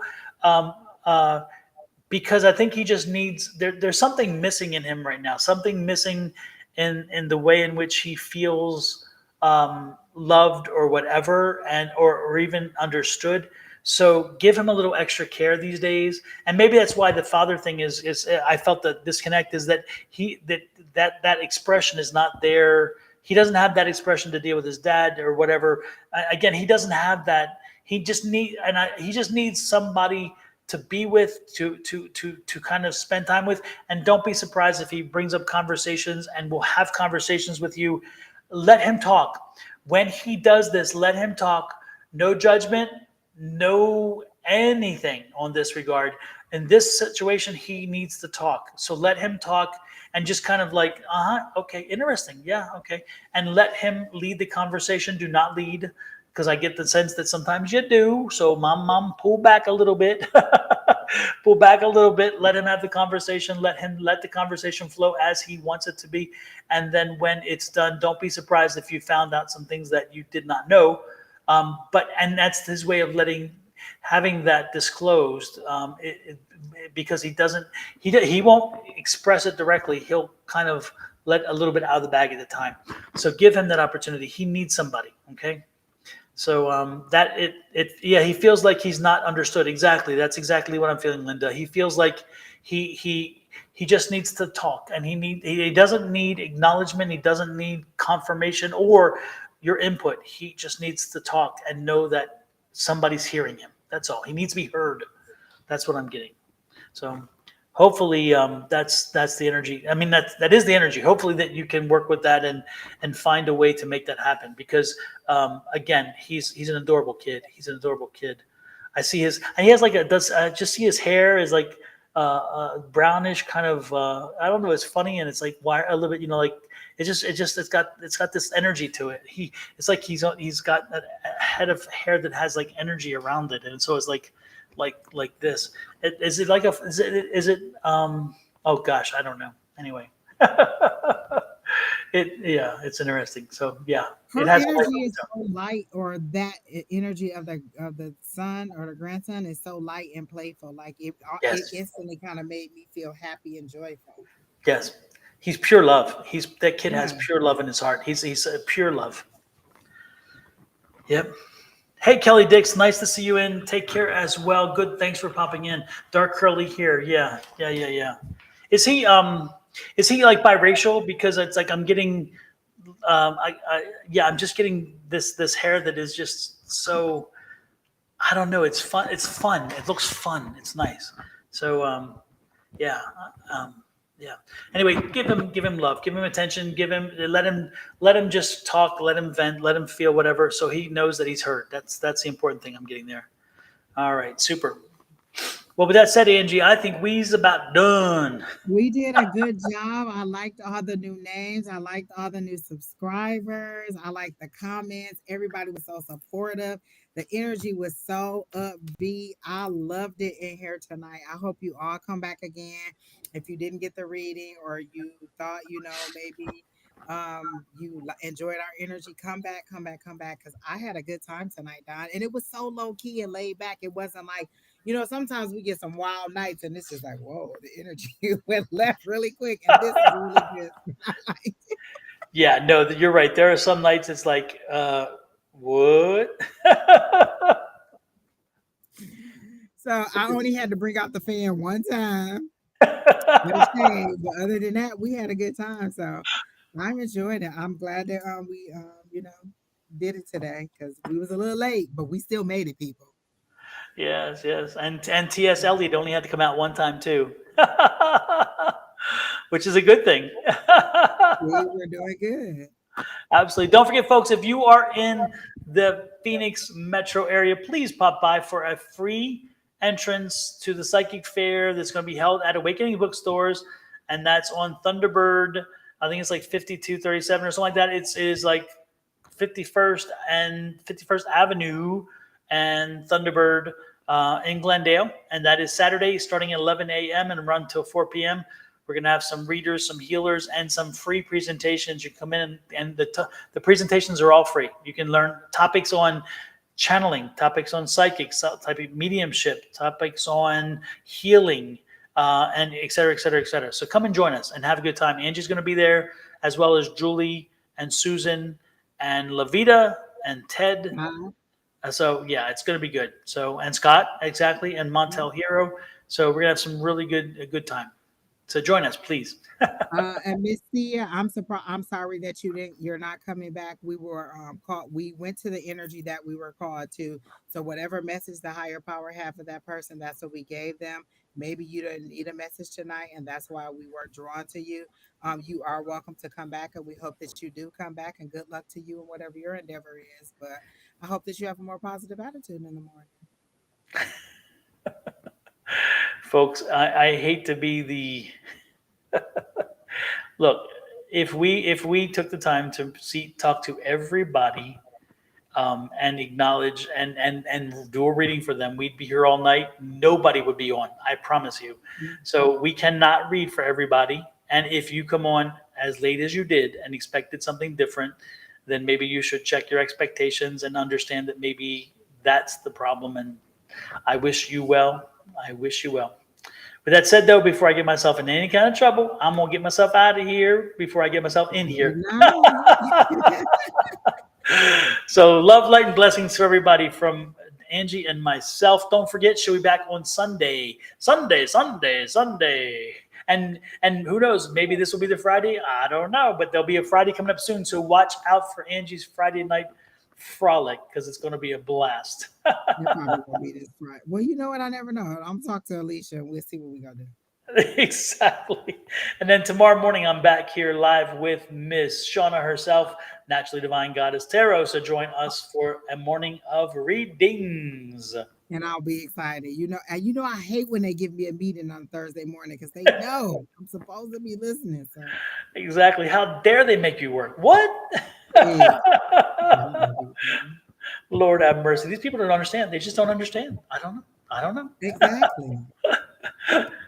Wait a minute. Oh, no, I was going to look for it, but I was going to look for it. Oh, yeah, there it is. The drama? Could it be me? Exactly. I love it. Oh, my goodness. People know I'm the drama. I'll be lying. Exactly. Good night, everybody. It's been wonderful. Thank you so much. And join us again next week. Same bat time, same bat. Actually, 1 hour earlier because usually we get going at 6, but I was late today. So Exactly. Listen, the heavens was just like, hold on, you a couple people I need you to see, so we go, set you back a couple minutes. it worked out well, though. It worked out well. We found some did. great folks. Yes. It did. And the young lady who had the lifetime childhood trauma, please make sure that you find ways to deal with that, because that really was a heavy read, and it was meant for you to be here to have that conversation. So please, if you're still listening, make sure that It you was heavy, but it was positive and light Yes. enough that I felt like we got through. Like it Yes. wasn't preaching. absolutely. I like it. So okay, with that said, we're out of here, folks. Adios, goodbye, have a great one. Bye.